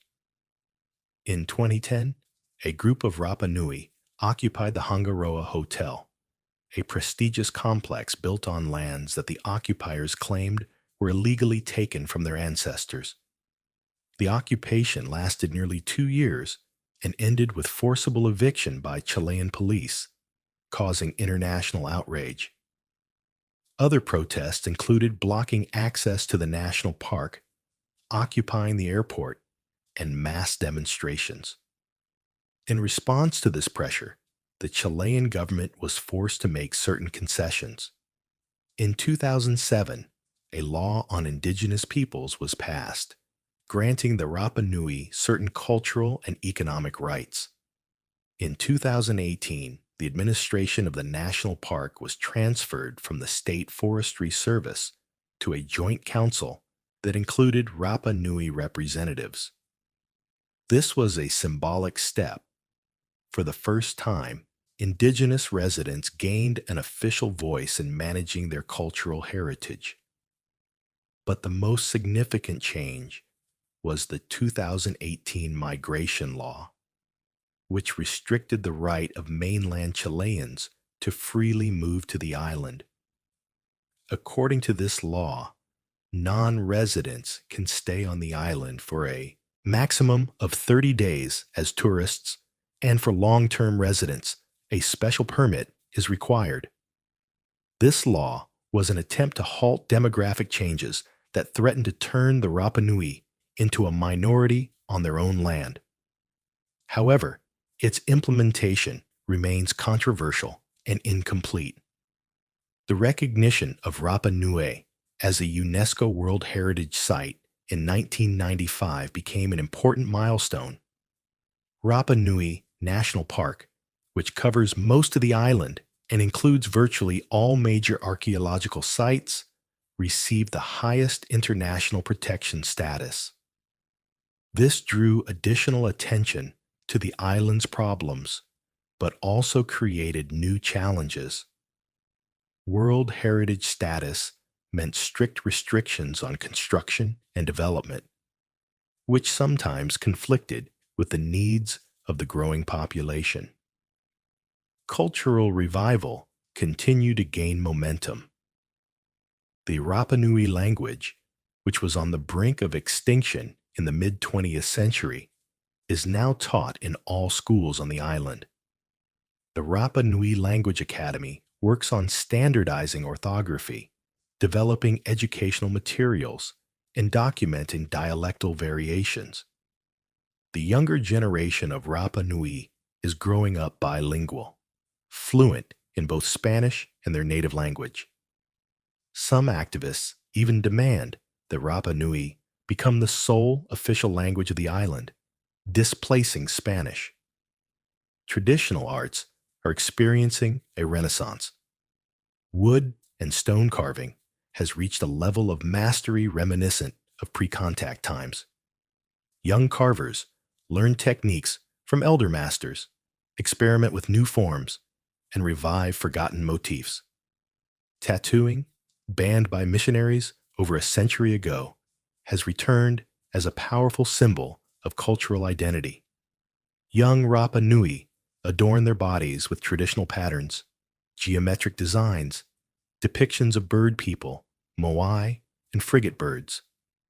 Dance has become a particularly important form of cultural expression. The annual Tapati Rapa Nui Festival, held in February, has turned into a 2-week celebration where the entire island immerses itself in the atmosphere of traditional culture.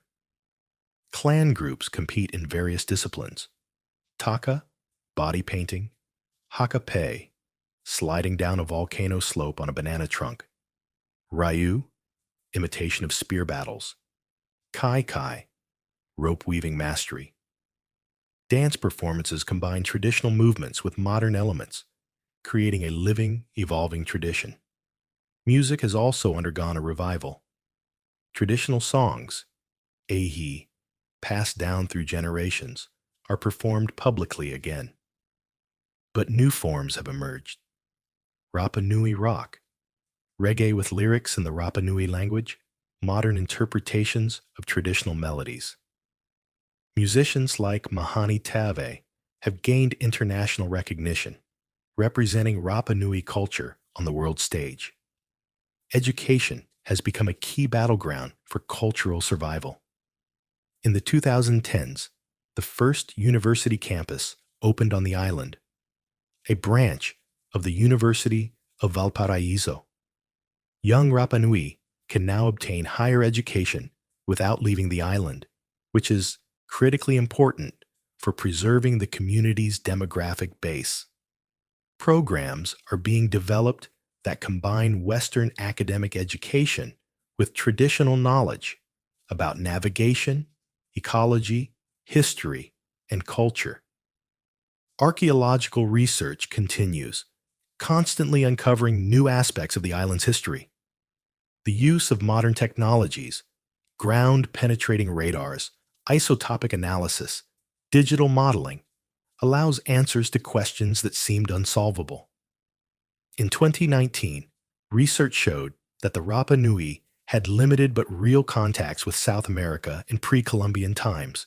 Genetic markers from South American populations are present in the DNA of modern Rapa Nui, dating back to approximately 1200–1400. However, despite all these achievements, the future of Rapa Nui remains uncertain. Climate change poses a new threat. Rising ocean levels, changing precipitation patterns, increased storm frequency. The island, which has already survived one ecological catastrophe, is vulnerable to a new one. Economic dependence on tourism has made the community vulnerable to global crises. The COVID-19 pandemic of 2020–2021 practically halted tourism, leaving many without income and demonstrating the need for economic diversification. Demographic changes also cause concern. Although the Rapa Nui make up the majority of the island's population, their share is gradually decreasing due to the migration of mainland Chileans and foreigners. Mixed marriages, while enriching the community, also raise questions about future identity. Who is a true Rapa Nui? Is having one Rapa Nui ancestor enough? Must one speak the language and practice the culture? These questions spark heated debates within the community. The political struggle for autonomy continues. Some activists demand full independence from Chile, dreaming of a sovereign Rapa Nui nation that controls its own destiny. Others advocate for autonomous status within Chile, similar to Greenland within Denmark or French Polynesia. Most recognize that full independence is currently unrealistic. The island is too small, too dependent on external supplies to function as a fully independent state. But the demand for greater control, a greater voice, and more respect for indigenous rights is growing louder.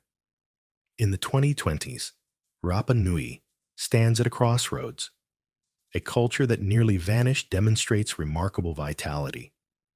The younger generation takes pride in its identity, studies the language of its ancestors, and revives traditions. The Moai stand on their platforms again, not all, but many, gazing at the lands of their people as they did centuries ago. But the challenges remain enormous. Ecological pressure, economic vulnerability, unfinished decolonization, and an uncertain political future. The history of Rapa Nui is a story of survival against incredible odds. It is the story of a people who survived ecological collapse, interclan wars, slave trade, epidemics, cultural genocide, centuries of colonial oppression, and yet preserved their soul, their language, their culture. It is a story of resilience, adaptation, and unbreakable spirit. And it continues, with each day, with each generation, writing new chapters in the long saga of the island that stands alone in the middle of the planet's largest ocean.